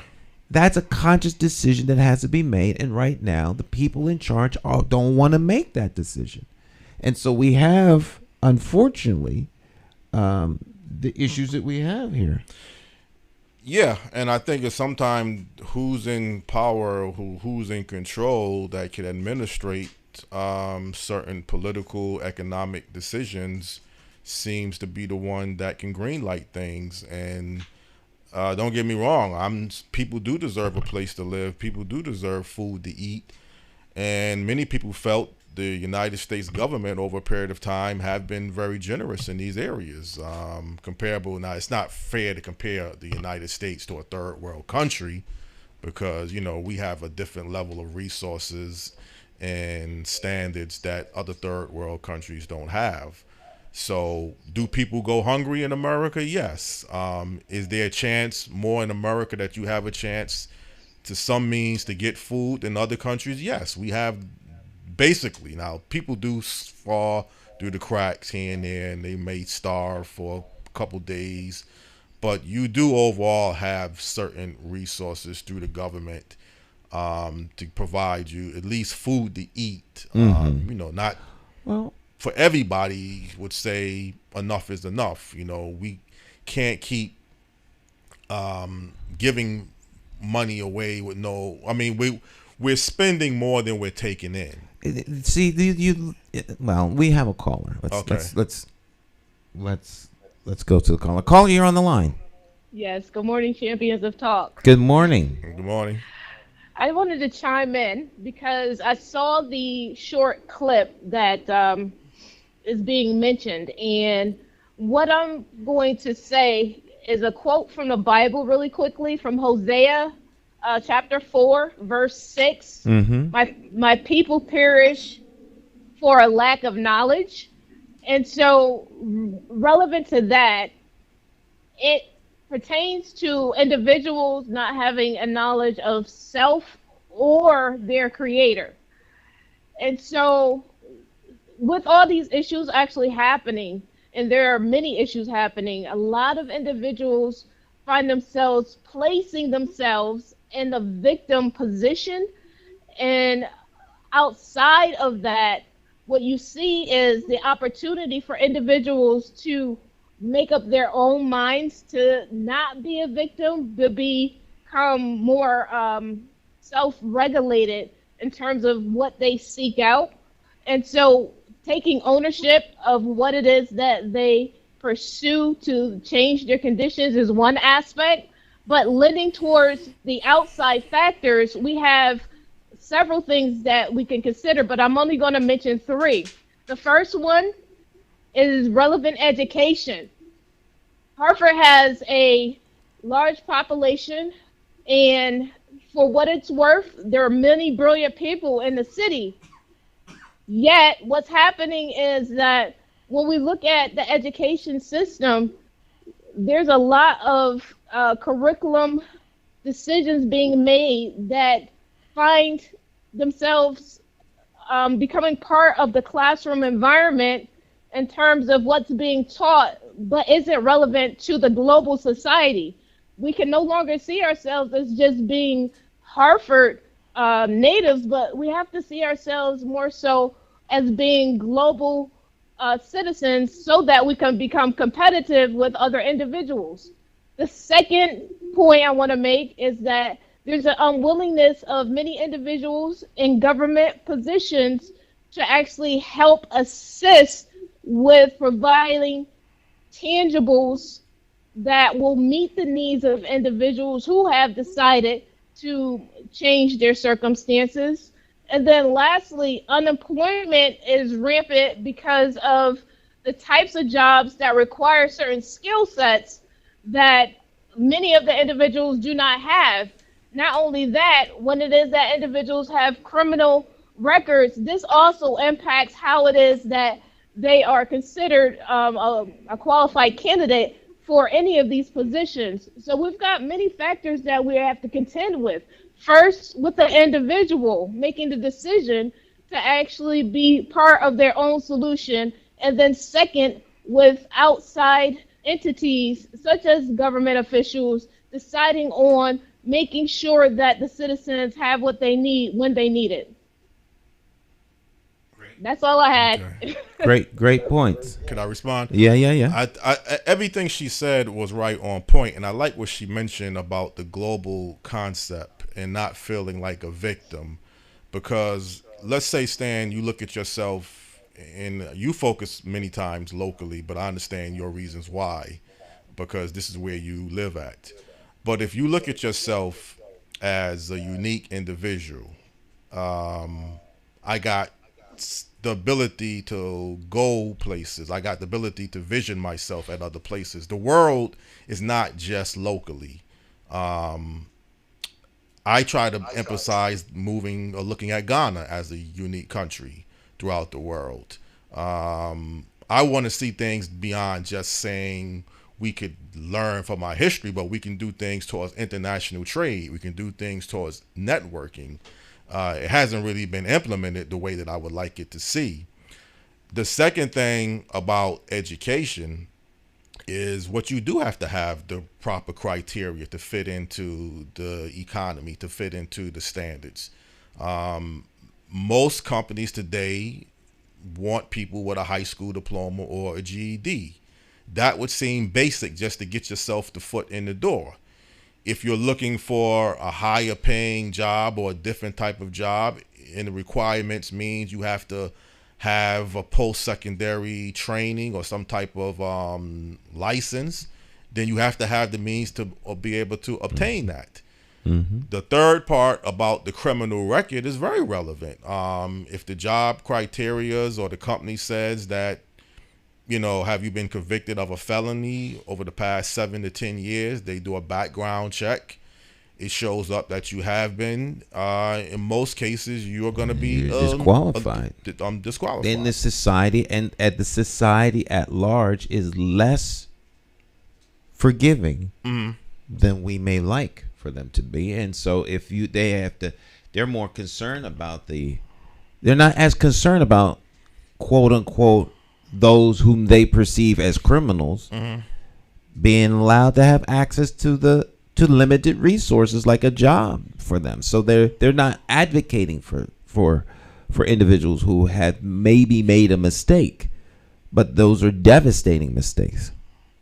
Only if it gets to a desperationary period where they can't find anybody. But again, certain companies are even not going to go through that procedure. Even if you are in desperate need of having a need for employees, if they got a policy that says you are a convicted felon, you running a background check. People want to hire the most qualified individual that they can, that fits their standard. So, if they don't want to hire you and you have marks on the list of people they're not hiring, that does not help you at all. And unfortunately, all of these people are going to wind up in a concentrated part of a particular community. Right. And in Hartford, we know where that community is. Right.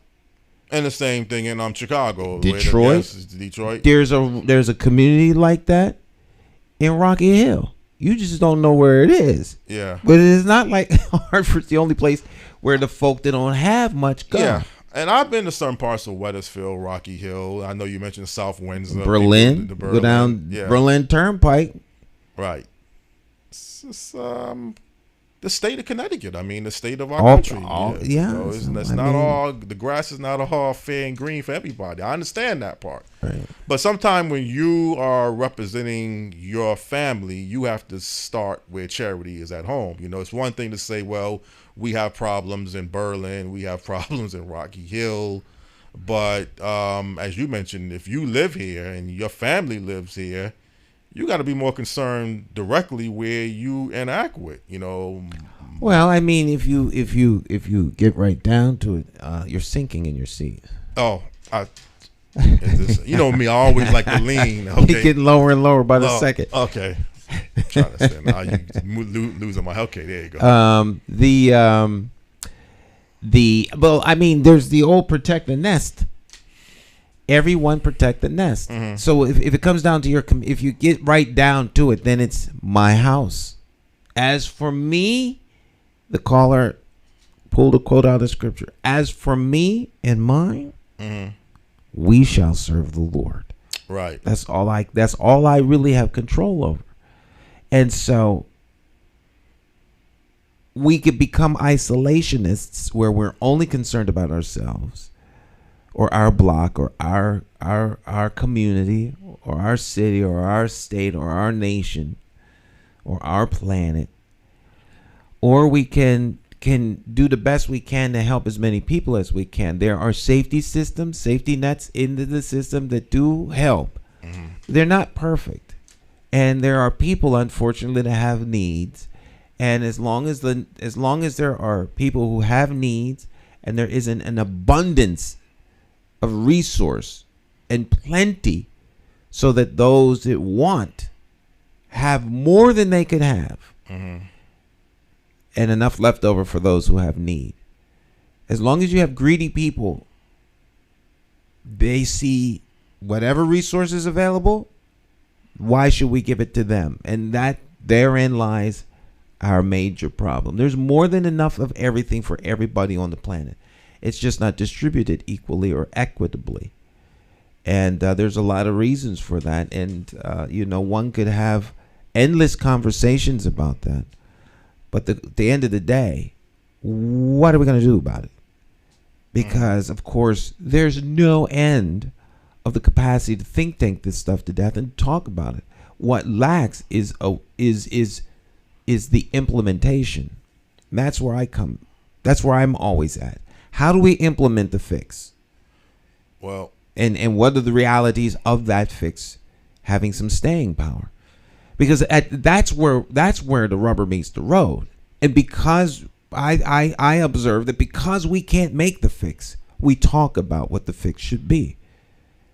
Well, let me ask you a question. Now, I'm not a member of the African American Alliance. I don't even monitor or attend the meetings. Now, I'll be upfront. You know me. If I'm not interested in something, I'm not geared towards it. I don't waste my time. I'm not saying it's a waste of time of what y'all are doing, but I'm just not buying into committing it for whatever reason. But do you feel, as president of the African American Alliance, you have the voice and the resources to implement some of the things that you would like to see change? We have the capacity to convene people, individuals within the community and let them hear what the members of the association have to say. Mm-hmm. We have as much power to influence change as the Restaurant Association of Connecticut as it pertains to protecting the restaurants. Mm-hmm. Right now, it really doesn't seem to matter what they say because restaurants are closing. Right. Things are changing. There's times that you can be effective and times that you can't. But the ultimate decisions are made by people in positions of power who have the power to implement change. Those would be your executives. Those would be your leaders in executive positions, whether elected, appointed, or self-anointed. Right. Those are the people who are the go folk. They can actually get stuff done. The people that can get stuff done do. The ones that can't talk about it. Right. So the chief executive officer, the mayor of Hartford, would be able to get more things done towards resources than the position as the president of the African American Alliance. It's a different power structure. It's a totally different. I can't say we're going to make a supermarket for Max Katari. Where the bus depot is down there on Main Street. Right. Max, make it happen. I don't have the authority to say that. I can protest. We can write letters. We can do whatever we want. I can't say Jason Thody should not have a job in Hartford. I can say that, but I can't make him go away. Right. I don't have that authority. I don't have that power. I don't have that authority, and quite frankly, I shouldn't have that authority. I'm one person within the city who has a point of view. Clearly, there are people who like Jason Thody. So, and one of them is the mayor. Now, the mayor is elected by everybody. So he is authorized to make these kinds of decisions. You can log your disagreement and why, and that's all you can do. Now you at least have a voice. It's better to have a voice than not. Right. So that in the grand scheme of things, when these decisions are made, that's in the back of their mind. If enough people say those things, then now the chief elected official says, look, the community is putting a lot of heat on me now. You either going to have to make some changes or I might have to come down and move you out of here because this is not working well for me politically. My election is on the line. That's how all that works. But no one in the city has the authority that the mayor has. I don't care if you're the CEO of United Technologies. It doesn't matter what entity you are of. If you're not in the position of power, you can't execute the power. And the harder part might be getting yourself to be able to get the registered voters to see that they need to vote for you or someone who has your beliefs. That's not harder than that's a theoretical stuff. The reality is the way the systems run are the way they run. We've had this conversation ad nauseum, Jonathan. Yeah. You have political parties that control the governmental apparatus. Those parties in Hartford is the Democratic Party. You're not going to upset that party, by and large. You're just not. That's the political reality. Is there hope? Of course, there's hope. There's always hope. Right. Well, what I say that is, if you look at an economic comparison, if you work a job, and I do want to get your opinions on welfare and work ethic too. You work a job 40 hours a week. You come home after taxes with $300+ $300 to $400 a week. You can't do what someone who's making $1,000 to $1,300 a week. Right, that's an economic reality. Now, how do you, with your limited skill set, education, whatever the requirements, can be able to put yourself in a position to earn more? You either get an education, work harder, work more hours, so find a way to make more money. Right. But that's now seems to be the harder part again. That's not hard. Well, It takes sacrifice. Well, the results, if it's not hard, the numbers don't speak for themselves, because when you get into a poor section of the city, all these people that you were talking about, Stan, that in Cabrini Greens where they're going to move you out. You don't think if they had the wealth and Jonathan, resources? no matter what we talk about, we can find a way to undermine the success of it. There's always a but what if. What if you win $1 million? Yeah, but then the taxes come in. What if the money you have is in the bank is robbed, and now you broke?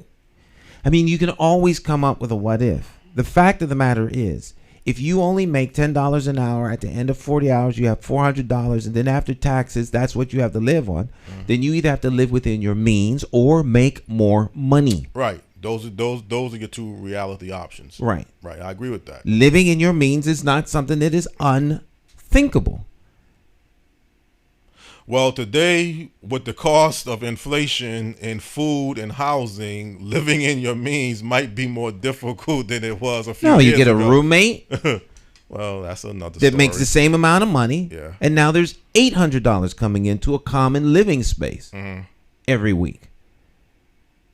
And you Stan, get a 2-room apartment that's in a pretty nice place. If people don't look at themselves as victims, but as individuals who can seize opportunity, their life dramatically changes. If you're going to wait because of your plight and you are a victim, then you get what victims get. Right. That's whatever everyone else decides to give you. You can complain, you can protest, you can say this, that, and the third, all you want, but you're not in a position to make other people do for you. And I think that was somewhat portrayed in the video segment that I sent out from 1980 to 92. In some different areas, it was showing that some people just don't have the proper means or criteria. And I didn't hear anything them mentioning what you were talking about. Well, if you want to help those people, you can. Churches do this all over the world. All over the world.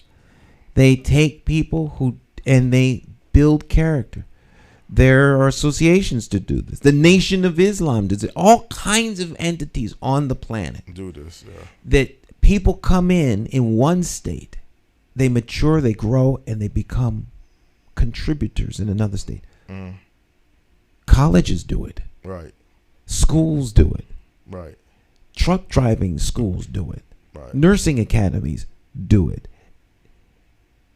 So is there really, in your opinion, no excuse to justify people at the low end of the social economic structure that can't make it? I mean, there's too much. No. We talked about how there's some people that will fall through the cracks, and I think that the society has a moral obligation to help those individuals.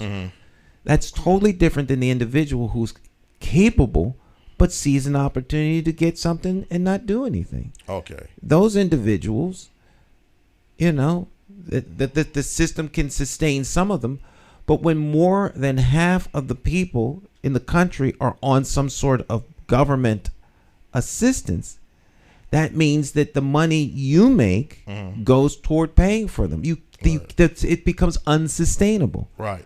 And now you're back where you started off with, Cabrini Green Housing Project is now a gentrified community. You're the one that said, well, you can't just keep it going like this. It needs to be fixed. Well, the fix is getting rid of the element that is perceived to be negatively impacting that community and let someone else work. Well, I say that because your approach of dealing with the human side wasn't part of the decision making. So if you're not going to work with the human side of people to see if you could help them along the way, improve their lives, where they could even live in the same place, you can't keep the place crime infested, gang riddled, where it's deplorable to live at. So if tearing the place down and bringing in a new class of people is the only option that you're really going to implement. But you don't change anything. You just change where those people are. Right. You didn't change the problem or the condition that causes the problem. No, you didn't. just moved it somewhere else. But sometimes you would even say sometimes you just have to move. But that's still not the same thing, though. That's not the same It's not thing. the same thing. Okay. Right. If you have a trash can that is all stinky and it's stinking up the whole house, and you put it outside, the trash can is still stinky. Yeah. It's just not inside your house. Inside the house, you move the problem. You're moving the problem. I agree with that. You move the problem. You're moving the problem. And so the problem here is much more critical than smelly trash. Right. The problem is you have human beings who may very well want to do better, but don't have the resources to do so. Therefore, they have to, the people around them don't want them there, so they push them out and replace them with a better, quote unquote, more economically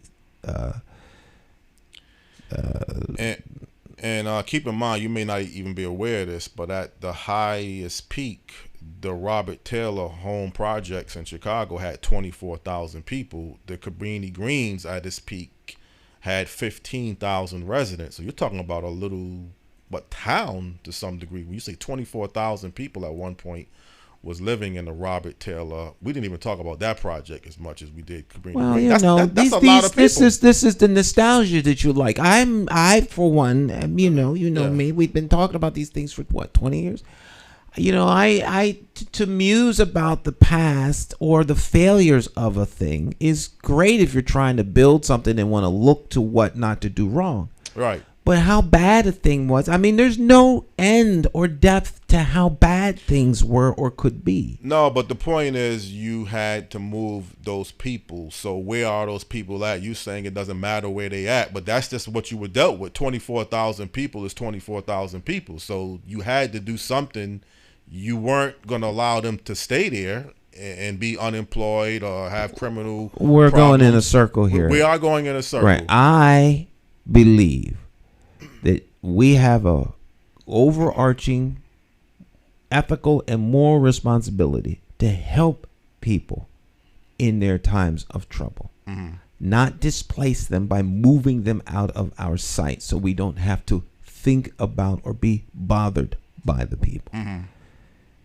And there are ways that could be done, but the powers that be choose not to. That's all. And so therefore it is what it is. Well, I'm glad you said the powers that be choose not to, because if I would take the approach, even today, clean up the drug infested climate. Like you have a house, you have potential, but you're allowing an element, drugs, open air drug markets, to operate there.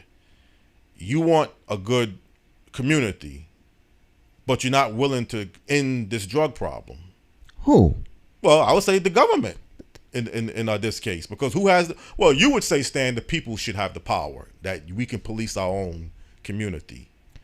But I don't know, going up against gang members unarmed, that's not the best way to. You don't have a community then. You don't have a community. There are plenty of communities that are willing to kill other folk in their community because they think they shouldn't be there. They ain't wind up in jail, but that's their community and you don't belong here. And they go out and they take you out. Yeah. Other communities sit by idly and let all kinds of things fester. So I'm simply I say that this, and I always push it right to the extreme. So I say that to say this. Communities are self-sustaining, self-educating, and self-policing. If you don't police your community, then you'll have bad elements in your community. And it's not the government's issue. The government is an extension of the people. So the people should be able to police their own community? If they want change, they'll police their community. They'll do what's necessary to make those changes. But what type of policing strategy are you talking about when you say police? Policing is not necessarily and always limited to the legal law enforcement agencies. Okay. To police, to provide protection and hold people accountable for maintaining the rules. I mean, there's always been block watch associations, I would say. No, there hasn't always been block watch associations. Block watch associations are a very effective way of policing your community. Mm-hmm. You don't have to go out there and take them on, but if you see someone on the block that doesn't belong there, you can call the police and the police can drive through. That's a good concept. All right. But that requires citizens who want to be actively engaged and a part of the process of holding others within their community accountable. But if the people in the community are poor, if they're not highly educated, if they don't have money, if they're depending upon the powers that be, if they're addicted to substances, if they're not mentally have the mental capacity, then they're not going to make these kinds of demands from their neighbors. They're in survival mode. Right. And unless you help them, you will move them from where they are to another sanctioned area. I'm saying help them. Don't just keep moving them around. Help them. Help them. Help them where they can sustain their self. Help them. Help them. Right. There's the social structure in our country, socialism. I mean, the Department of I Social can't speak to that. I can't speak to that. I'm not going to go down all these different rabbit holes. Help them. Help them. So if you have an option to help somebody get a job and get training, that's helping. That's one way to help. Okay. If they want to help and they want to train, yes, absolutely. You have a means of helping somebody get into decent housing, knowing how to fill out the paperwork, knowing what you have to have. If you have the capacity to help someone in that way, help them to the abilities that you have. Right. If everybody tries to help somebody, that's what a community is. Right. Okay. That's what a community is. And then the other side of the community is Dr. Claude Anderson, when you own and control and have a direct stake at where you live at. If you throw that into I think you're conflating what community is with other opportunities. Dr. Claude Anderson has a system and a means by which to implement his system. You can't conflate that. Dr. Claude Anderson's not working with people who have who are negatively impacted by mental issues. No. So you can't use him as a solution to what we're talking about. Well, I mean, his definition, you can't use that definition of it doesn't where you apply. own and control. It doesn't apply. Okay. It doesn't apply. Okay. In my opinion. Well, some people may disagree with that. Some people think you do have to own and control and have a direct stake at where you live at. But I agree with that, but the people who we're talking about that need the help don't have the capacity to do that, Jonathan. It's not like you could say, well, you know, if you learn how to fly, well, I don't have any wings. Right. Yeah, but if you did, I mean, those are the kinds of arguments that people get into that they're never ending because they're built on all these different hypotheticals that they don't deal with the reality. Well, right now it is hypothetical that if people put their money together, we work together. I would say that is hypothetical. I hear unity is called a lot by people, the Nation of Islam, if we all were unified or unity, but that don't seem to be so some things you mentioned are hypothetical. Unity may be, I'm my brother's keeper. That may be unity is not hypothetical among those who are unified. Right, that's true. And the systems work. Right. For the people who are disunified and are not going to be unified, you need to come up with another means by which to help them, because to talk about something that they're not going to embrace is a waste of time. Right. It will not render a solution because you're having a discussion about using tools that are unavailable to the people who you're trying to help. Right. That's true. And then your whole other approach is you don't want to waste your time talking about the government should end, and you don't even agree with ending the drug war and regulating anyway. So I don't believe drugs should be legal. Okay. You do agree. There should be no war on drugs. Right. But you think it would, if you regulate it and legalize it, it would at least take the crime on the street level out of it. You wouldn't have people fighting for this turf, killing for this turf. So it would remedy that problem, but you don't. Maybe not. I know. You know, these are big sweeping statements that, you know, are out of the context of the reality. Yeah. You know, it's out of reality because the government is not going to sanctionize and put these drugs. Well, they're doing marijuana, so I don't know. You know, you could bring an element. You know, there was these are alcohol prohibition. Al Capone used to have the mobs.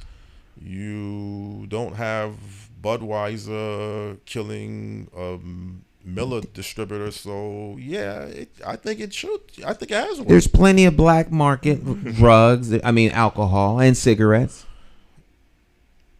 Yeah, but you're not getting people really killed on the street for having the black market drugs. I mean, the black market alcohol and cigarettes like you had. So I think it works. I think you say shift the money. You're not taking the money out of the illegal drug trade. And I would still even go one step further. If you don't replace it, not just take the money out of it and shift it to another area. If you don't replace it, then these people, gang members, will be doing other types of crimes. So that may not even be the best solution unless you replace it with something. Well, Jonathan, obviously, we can have this conversation every week ad nauseum. Right. After I bring a guest, though, I don't, because I'm not entitled to coming here just talking about it. I got to have a guest. Well, I understand that, but my point is that talking about this situation renders no solution. Right. If we're going to, I like to talk about things where there is a solution at the end. The reason we're here is to have a discussion. Not that we're here, but the reason for these kinds of conversations, to me, is to come up with a solution that we can implement. At the very least, we can try. If it doesn't work, we know to do something else. But to have endless conversations for the sake of talking about it renders nothing. Right.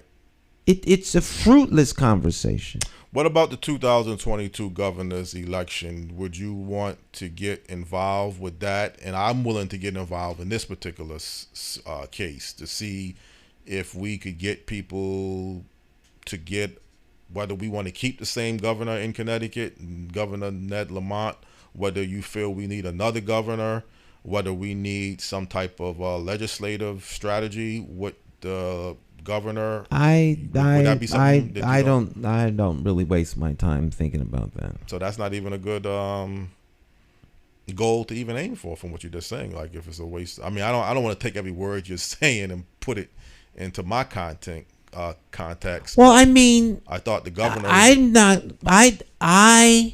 The governor of the state of Connecticut can impact my life,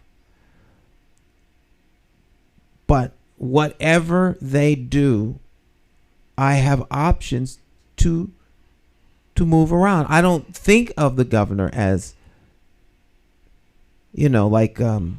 Well, I just was the policies. I think that the best thing we could do is for the governor's emergency powers to end and the state legislature to get back to work and do the business of legislating.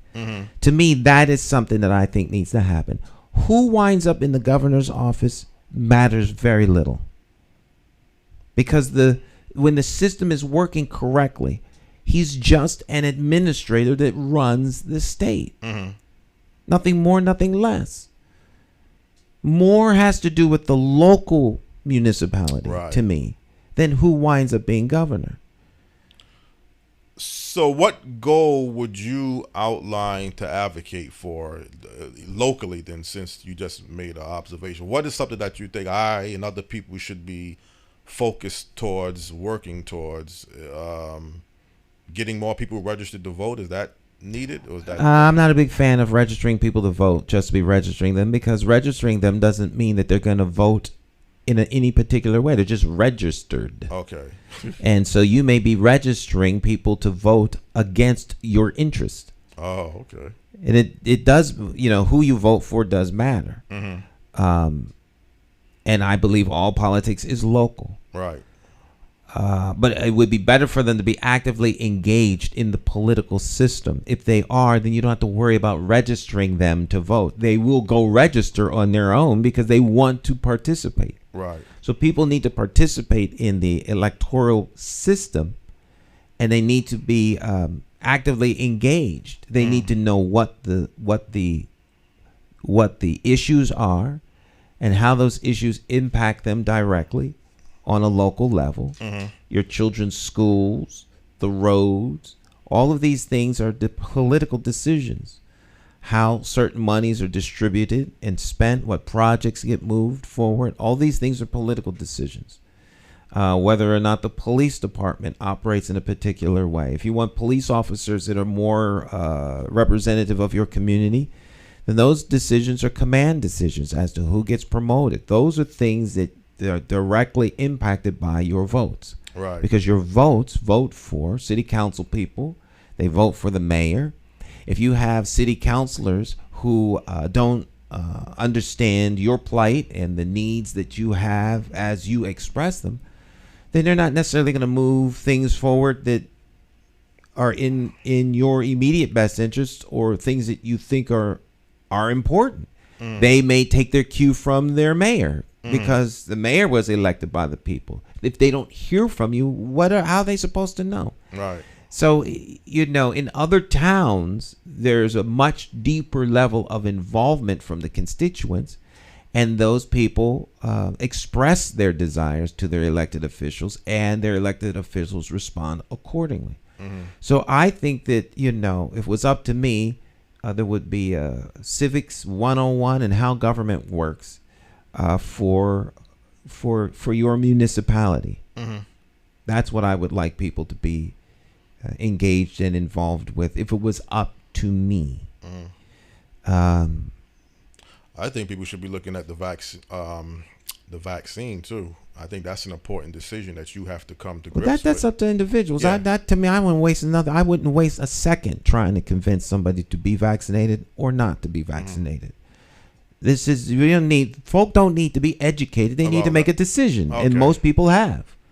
So everybody that's making a decision either to be vaccinated or not vaccinated is making a consciousness, well thought out decision. They're not under no pressure. They're not being forced. I can't speak to that. Okay. I don't know what people think, so I don't try to get in other folks' heads. Okay. I know that there should be no one on the planet, most certainly not in the city of Hartford, that is unaware of the fact that we're in the middle of a pandemic.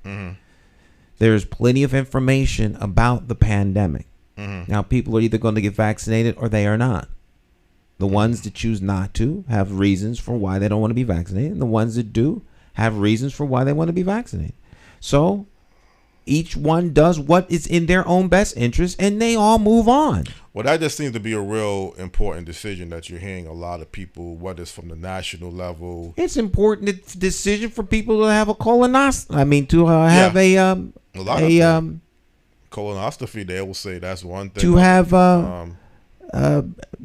tests for colon cancer and breast cancer and all kinds of checkups. It'd be good for men to get an annual physical. Most men don't. Right, that's true. Common men. I usually get my physical once a year. You're right. So it'd be great for folk to go and have a sit down with their psychiatrist once a year. Most people don't. So there's a lot of things it would be good, but we pick and choose what we think other folks should do. We meddle too much, in my opinion.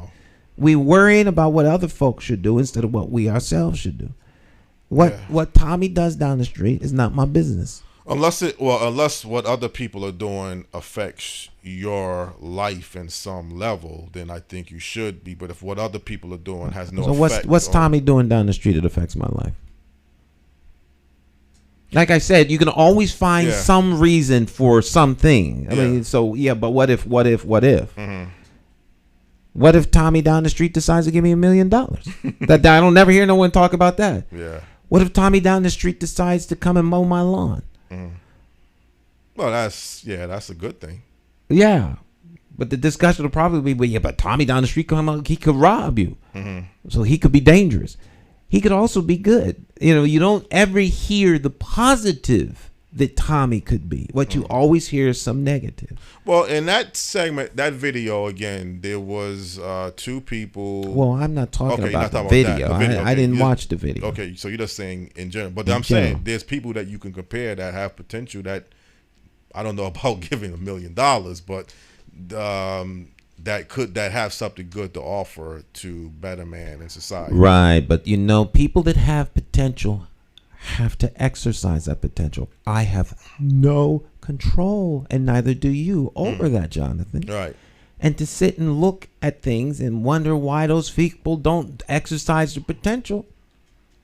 I guess you could do that. I guess that's fun for some. I don't find well for you, when you've decided in the past to run for mayor, you have to, as a candidate, look at getting registered That's voters different. to vote. So that's part of your job then when you're running for mayor. Right. To get, now I don't know about the African American Alliance. That's a little bit different in many areas.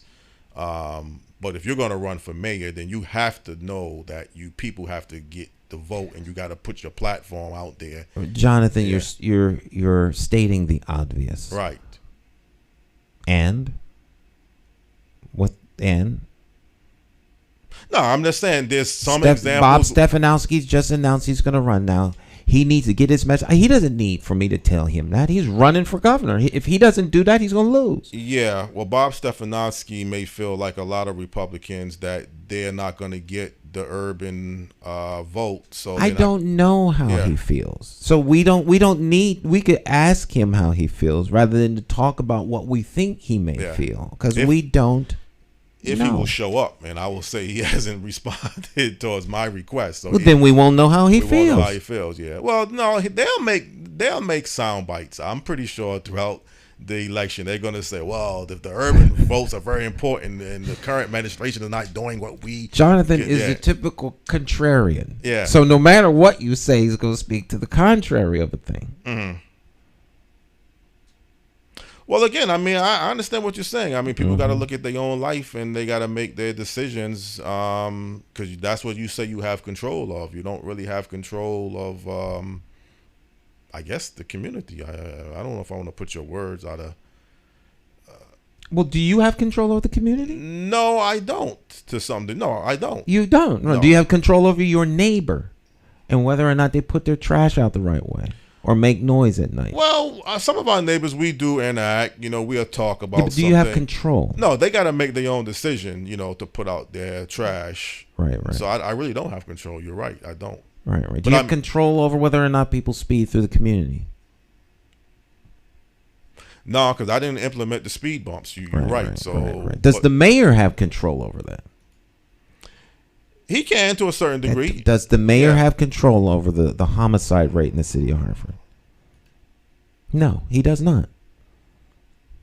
He may be foolish enough to suggest that he does, but he doesn't. He doesn't have control of he doesn't have control, but I think a mayor can do certain things. He can do certain things, but the things that we have control over is ourself. Mm-hmm. We have control over how we respond to things. Right. We have control over whether or not we are going to help someone in need. That's right.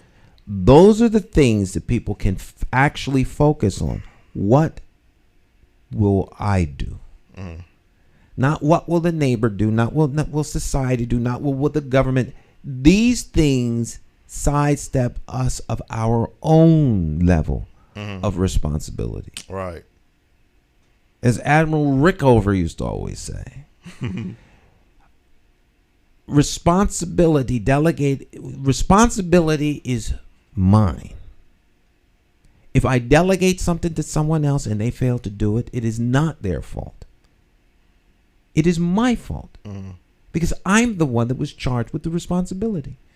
So whether those around me fail or succeed, the responsibility is always mine. What am I doing? Right. I can't blame anyone else. It's no one else's fault. So if we're looking at systems to analyze how they can be better, then the deep dive to me is beneficial so that we can come away from that with a better approach, but not to just keep finding fault and why stuff won't work.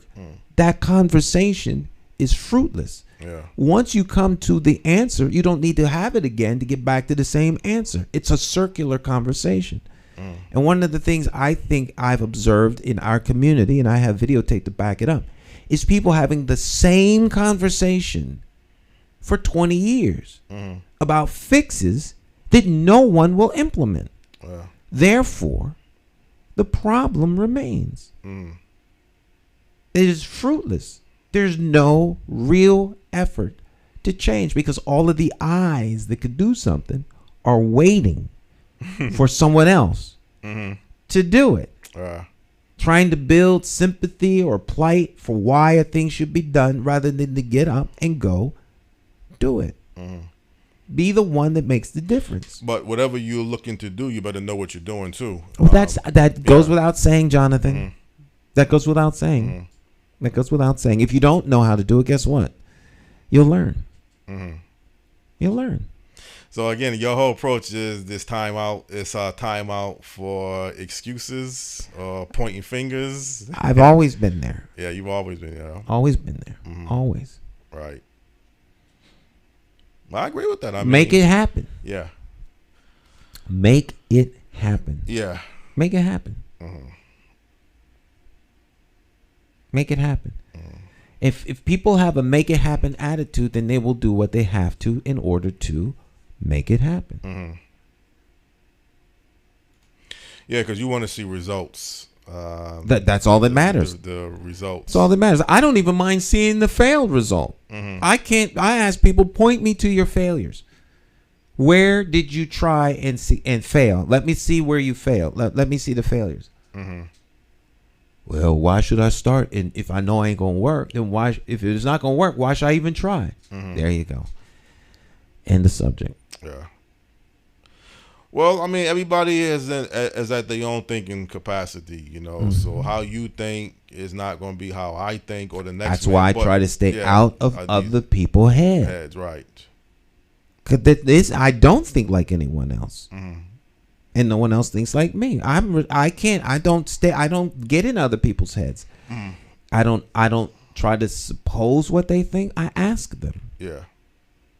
But I just know from what you have stated in the past that there's some things you just don't have the tolerancy to deal with. Right. Am I the same now as I was?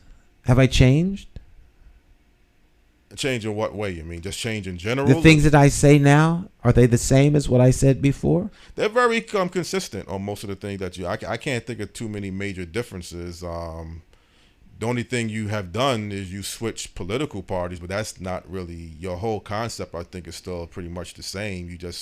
You're no longer a Republican, but what you advocate is pretty much still the same as it was when you was a Republican. So, but again, I mean, you know, you address things at certain times. You're not always out there sounding off at this and sounding off at that. I mean, you don't always be at rallies or marches. At least I don't always see you, and I'm not there neither, so I can't say. It's hard to see me if you ain't there. If I'm not there, that's true.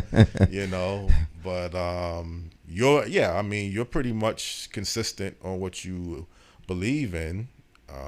Some things you might rather do off of the air and address than on the air, but you're still real. I'm not going to sit here and sugarcoat it and say you're a hypocrite. You're very consistent and you'll speak your mind, but some things may not be appropriate always to outlet on the media, through the media approach. You know, you said your own family member, you would have an issue with your son if he's not working. You know, I guess you could call it an issue. It's not an issue. It's a rule. A rule. If you live in this house and you are of working age, you will have a job. Right. So. Period. Yeah.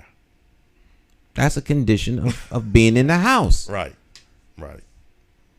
At 2:00 in the morning, you cannot make noise and wake up your little sisters. Right. That's just a rule. I mean, you know. There's household rules. Household rules, right. That's true. Household rules. Right.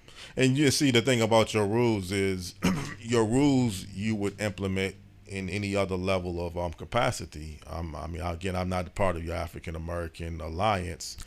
There are rules at the Alliance, but I don't make the rules. Okay.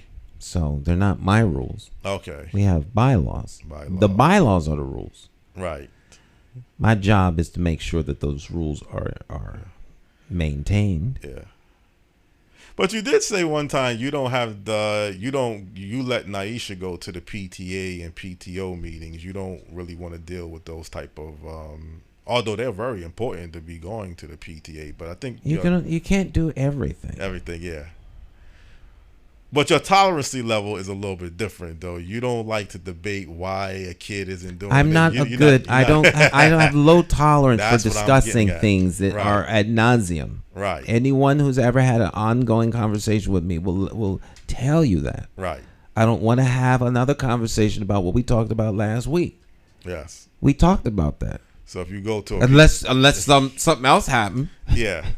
If it's the same today as it was last week, why are we talking about it? Right. But that's just me. But I know your whole belief about the school system is you think if a kid isn't learning, it should fall on the teachers not doing, or the administration. You don't like to have this shift blame put on the primary responsibility for, and I've said this I say this all the time, the primary responsibility for children's learning is the parent. Okay. The parent has tools at their disposal to help that process. One of them is the school. If the school's not teaching your children, take them out and put them somewhere else. Right. And see, that's another thing. You believe that you have to make decisions. You don't believe in staying stuck in something. If a school system isn't working, or even a housing scenario, you mentioned some tenant was making noise one time.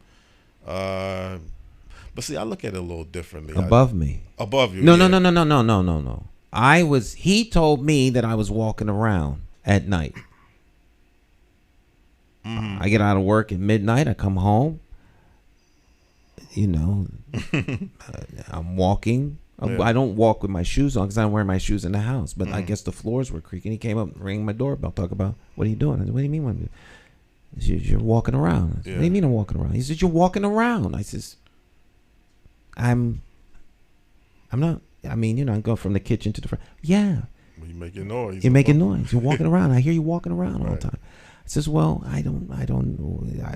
He says, what do you want me to do? He says, you could go to bed. It's after midnight. 2 days later, I was living somewhere else. That's what I'm saying. You don't have the tolerance. We and him should talk about. It didn't have to talk about. He's already told me where he is. Yes. I'm not going to stop walking around because of him. Right. So I respectfully move. You move. I can guarantee you, the next person that comes live in here is not going to be nowhere near as courteous as I am. Right. But you're not going to never knock on my door again because I'm not going to be here. I will move to another place. Mm-hmm.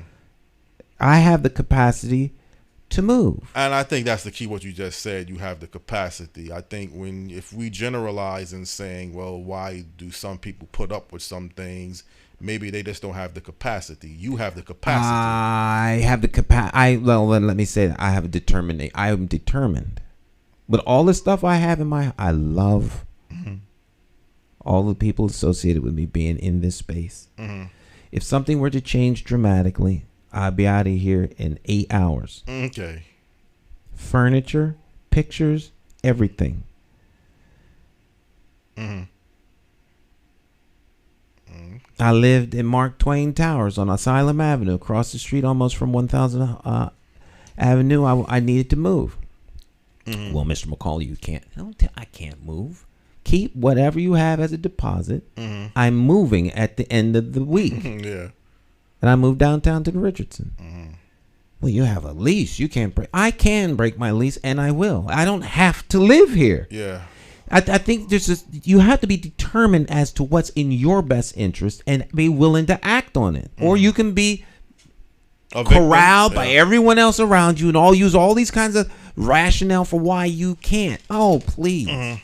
I'm not that person. But I think, again, that's part of maybe what the caller was saying about the victim theory. You can't look at yourself as a victim despite of what you're going through or what you're dealing with. I mean, it's easy to say, woe is me. I guess, I'm not, there's no victimhood in me. There's no victim in me. Right. None. Well, that's a strong mental state of mind you have to be, not to look at yourself as a victim. It would seem real simplistic to not look at yourself as a victim. I understand that people do see themselves as victims. Mm-hmm. It's unfortunate. Sometimes I know people who are victims. I know people who have been the victims of horrible things. Right. There's a reason why they do and behave the way they do because of that. That's not something you just unload. Okay. But there's a lot of people who are living in a self-imposed victim state of being that choose to remain there. Right. Yeah, but again, it's like what you said before. There's the belief, maybe it's because you're a pastor, that people should have the free mind to think logically and not have any substances or anything that you need to really function off of. So that would be the ultimate goal. So I guess people have to work to get there. I would say that's the key. You have to work to get there. But to get there. Yeah, you don't have to. If you settle, then that's what you get. As a friend of mine said, you know what good enough is? What's that? Not good enough. Not good enough. By definition. That's good enough. No, it's not. You just said it was. It's not good enough. You're not satisfied, but you'll settle. That means you got a settle mentality. Don't settle. Yeah. But again, it's a working process. I mean, some people may not even be informed, even know what they need to be aiming for. So it's always, nobody wakes up at the same time in life. Some people wake up at this stage. Some people wake up at that stage. So to say that everybody should all be at that level that we perceive people should be at is not really a realistic. Well, like I say, I don't get into people's minds. I'm not here to tell anybody where they need to be, should be, or must be. Right. I think there are things there's best practices that demonstrate there's a more beneficial way of doing things, but it's up to people to decide to move into that space. I have no control over what other people do. I make it a point not to meddle in other people's lives and decisions. If they make a decision to do something, as best I can, I will help them and support them in that decision. Doesn't mean I agree with it. But, hey, I don't want them getting in the way of what I want to do. Right. Well, that's the thing about it, is what you just said, that whether you agree with it or disagree with it. I mean, it's easy to say, I don't agree with what somebody else is doing. You're a detriment to yourself or to society. But again, everybody's mentality or how they think is not going to be the same as yours and how you look at life. Now, again, I think there's some bad things about making bad decisions. I don't want to give people this impression because of how I feel about the drug war, that I'm saying it's nice to abuse drugs. But I just think, drug addiction and chemical imbalances is real. And maybe it's a health issue. Maybe that's the better way to look at it, more than a criminal element, as you stated. I mean, addiction that's a health issue. That's a health issue. But even if you're not even addicted, even if you just like to get high. Get high. That's just a chemical imbalance, and that's another story. I don't want to get people. The Bible says, "Be not intoxicated." Right. I think that's a good place to start. Have a clear mind so you can make clear decisions. Right. This intoxication is not a good. I don't think that's a great state of being. Right. That's not a good state of being. It's you disconnected from the things that are around you, and oftentimes people don't want to be connected. I can't speak to that. It's better to not be intoxicated than to be intoxicated. Right. Yeah. I agree. Maybe that's a good way to end the program. Maybe let's end it on I hate the theme music. Every week I say, Jonathan, I'm not going to be here till 11 o'clock. We went to 11 today? Okay. Well, Jonathan is an expert at squeezing out an extra 60 minutes. Right. All right. Well, it was a pleasure being here this morning with you. I've known Jonathan since the 5th grade. The fifth. Well, 6th grade. You always get the grades. I get the grades mixed up. I'm off by 1 year. I've known Jonathan since he was in the 6th grade. I was helping out in the classroom as a volunteer Yeah. at Clarence Barber School, and Jonathan was a student. Right. Well, look forward to your program if you're going to have a live program tomorrow, or if not, whenever. Oh yeah, we plan to be here live tomorrow. I'm sure Mr. Delgado will be here tomorrow. Okay. We weren't here last week, but that's it. We're out of time, Jonathan. Okay. All right, my friends, we'll see you here tomorrow at 8 o'clock for more Morning Talk. Y'all have a good one. Bye-bye.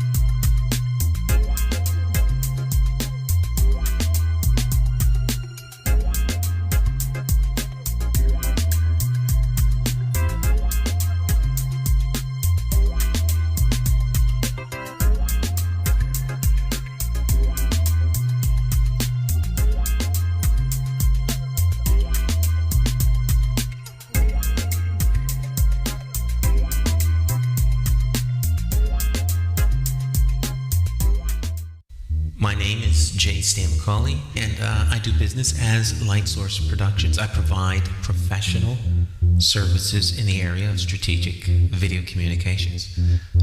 First, what we do is we help you craft your message using what I call the rule of the 5 W's: who, what, when, where, and why. We do event documentation, content acquisition, full-scale productions, editing, and of course distribution through our social media television network. And with social media, video is more important now than it has ever been. Whether you're talking big business, small business, nonprofit, church, or just an individual. Let's say you plan you're planning an event, a wedding, whatever the case may be. But let's say a big event, but no video. You spent all this time, all these hours to put this event on, and maybe 100, 200 people attend the event. But more important than that is that thousands could attend by watching it on social media. But of course, you don't think about this until after the event is over. You can't afford not to capture it for social media. And despite what people think, I am affordable. Give me a call. Let's plan your next video project and share it with the world on my social media television network. I promise you that you will have the attention of one person, me.